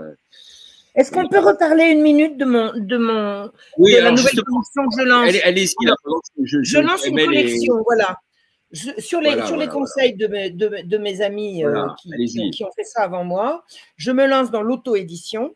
Donc, je vais republier tous les livres que j'ai publiés précédemment dans d'autres maisons d'édition. Je vais les republier chez Book Édition sous une bannière qui s'appelle Réhistoire pour tous. Réhistoire pour tous. Et j'aurai un site qui va correspondre à ça. Ouais. Donc, le premier que je remets, c'est la Marche Rouge. C'est, si vous voulez tout savoir sur les réseaux pédocriminels de l'Ancien Régime, hein, les réseaux pédocriminels d'avant l'assistance publique. Ça nous intéresse, ouais. Voilà. Donc, ce livre-là, il va être disponible sous 48 heures, je crois. Je suis en train d'écrire un livre sur la pédocriminalité de réseau. Ah, c'est intéressant. Voilà, sur ce que j'en sais, pas sur les réseaux, sur le sujet, si vous voulez. Ouais. Il est bientôt terminé. Il sera publié également sur Réhistoire pour tous. Et je m'apprête également, je suis en train, non, je ne veux pas déflorer le sujet, je m'apprête à publier le livre de quelqu'un d'autre sous ma bannière avec ma préface et je vous l'annonce prochainement. Voilà, très prochainement, je l'annoncerai. C'est une agréable surprise. On vient de me donner l'autorisation de diffuser sous mon nom, quelqu'un d'important. Voilà. Donc, génial. Je le dirai quand ce sera signé. Pour l'instant, c'est à la signature, donc j'attends encore quelques jours. Voilà. En tout cas, les gens aiment beaucoup votre franc-parler. Hein. Ils vous adorent. Ça me fait plaisir. Lui, il vous adore. Hein. Je suis vraiment. Je reçois beaucoup d'amour depuis. Je ne vais pas dire que je suis étonné, hein. Mais quand même, vraiment, il y a toute une part vraiment résistante aujourd'hui qui est très encline à vous soutenir quand même dans cette tournure d'esprit-là, qui est la vôtre. Désormais, puisqu'on a appris ce soir que vous n'aviez pas toujours été de ce bord-là. Ben moi, j'étais à l'extrême gauche. Hein. Moi, j'ai usé mes fonds de culotte chez les trotskistes pendant un temps. Extrême gauche. Mais moi, j'étais au PCI, moi, j'étais chez les trotskars. Bon, je peux pas dire que c'était pour rire, mais c'est quand même rigolo parce que j'ai pas lu Marx et j'étais même pas marxiste. Mais je l'étais par conviction qu'il fallait contribuer à arrêter cette machine folle que je voyais partie, quoi. Donc, j'ai rencontré des gens qui m'ont dit, mais si, on va faire ceci. Alors, j'ai adhéré sans vraiment y croire, mais j'ai adhéré sincèrement. C'est-à-dire que j'ai été une militante sérieuse et tout. Puis au bout d'un moment, bon, attendez, ma vraie nature a repris le dessus. mais je l'ai fait sincèrement, et honnêtement, j'ai beaucoup appris quand même avec eux. Ah ouais. Les trotskistes, l'important, c'est d'en sortir. C'est ça. C'est pas mauvais d'y être passé. Il y a des tas de gens bien qui ont fait ce voyage. Ouais. Et donc là, une fois, peut-être on peut terminer par ça, une fois chevillée au corps, là maintenant plus que jamais. Alors, c'est vrai que vous êtes plus historienne qu'aujourd'hui spiritualiste à l'antenne. Mais quand même, vous avez une idée très arrêtée quand même sur la question. Hein. Vous êtes pré-conciliaire, vous, hein, il faut le dire un peu dans la. Ah, mais moi je vais à la messe en latin. Hein. Moi je vais à la messe en latin. C'est la vraie messe. Où le prêtre tourne le dos. Exactement. Mais le prêtre il regarde dans la même direction que c'est. Ben voilà. Il regarde dans la même direction que ses paroissiens. Et vous voyez comment aujourd'hui le pape et tout ce qui se passe. C'est un agent du nouvel ordre mondial. Il est aussi pape que moi. Attendez. Il est aussi pape que moi. Voilà, non, un peu plus quand même, mais bon. Non, parce qu'il occupe la place. Mais non, pour moi, c'est pas. D'abord, écoutez. D'abord, il est jésuite. Comment voulez-vous être pape et jésuite? C'est juste pas possible. Donc, il est ni pape ni jésuite. Donc, il y a une double. Qu'est-ce que vous avez tous après les jésuites? C'est pas possible, quoi. Hein? Qu'est-ce que vous avez tous après les jésuites? C'est une bonne formation. Non, mais justement, moi, je suis pour les jésuites, mais les vrais. Quand même, une bonne formation. Moi, je suis pour les jésuites, mais les vrais. Richard, j'ai vraiment étudié le. Samuel Gonzague, je le dis parce que les gens le disent. Oui, effectivement, j'ai fait mes études chez les jésuites. C'était la meilleure formation de France. J'étais dans la meilleure école de France. Et je vais vous dire, pour arriver jusqu'au bout, il fallait y aller. Il fallait avoir un peu de jugeote et travailler, parce que je peux vous dire qu'il fallait s'accrocher. Hein. Les jésuites ont été retournés en 1963. Il y a les jésuites d'avant 63 et les jésuites d'après 63. D'avant 63, c'est les meilleurs d'entre nous. C'était des gens extraordinaires et ils ont été infiltrés. Mais il en reste des bons au milieu, mais ils ne sont pas beaucoup. Mais à l'heure actuelle, les jésuites, à l'heure actuelle, sont les agents du nouvel ordre mondial. Extraordinaire. Le père David, qui est un philosophe, qui était mon prof là-bas à Franklin, mais c'était extraordinaire. On l'écoutait pendant des heures. Il faisait toutes les homélies, le pauvre, il avait des problèmes pour marcher, mais il faisait toutes les homélies sur le jour du Seigneur. C'était vraiment quelqu'un d'extrêmement bien. Non, mais moi, j'adore les jésuites. Et Ricardo, j'adore les jésuites. Oh, je suis jésuite. Non, mais c'est vrai. J'ai fait deux séries de conférences sur les jésuites. Les jésuites comme le pape, et donc c'est un mondialiste et je ne sais pas quoi. Mais ça n'a rien à voir, Marion, vous qui restaurez la vérité ici ce soir, dites-le. Mais je le dis, j'ai fait une conférence. Richard, vous ne me laissez pas parler. J'ai fait une conférence pour montrer que toute l'hostilité aux jésuites, quelqu'un qui vous dit les jésuites sont odieux, ils l'ont toujours été, c'est quelqu'un qui ne connaît rien. Parce que si les jésuites sont odieux aujourd'hui, c'est parce qu'ils ont été renversés et retournés en 1963. Donc les jésuites ont été les meilleurs d'entre nous jusqu'en 1963 où ils ont été retournés à l'occasion du Concile Vatican II.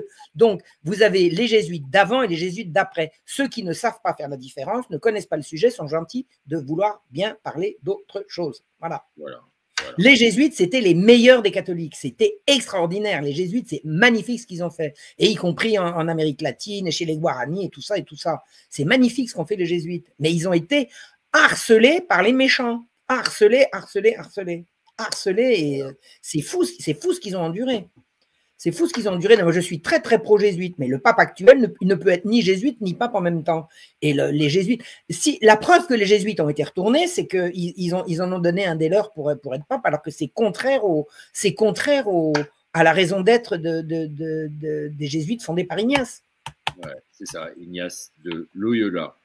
Voilà, le mot de la fin à Guimard qui dit Turgot, Yann Macron. Non, Turgot était beaucoup plus intelligent.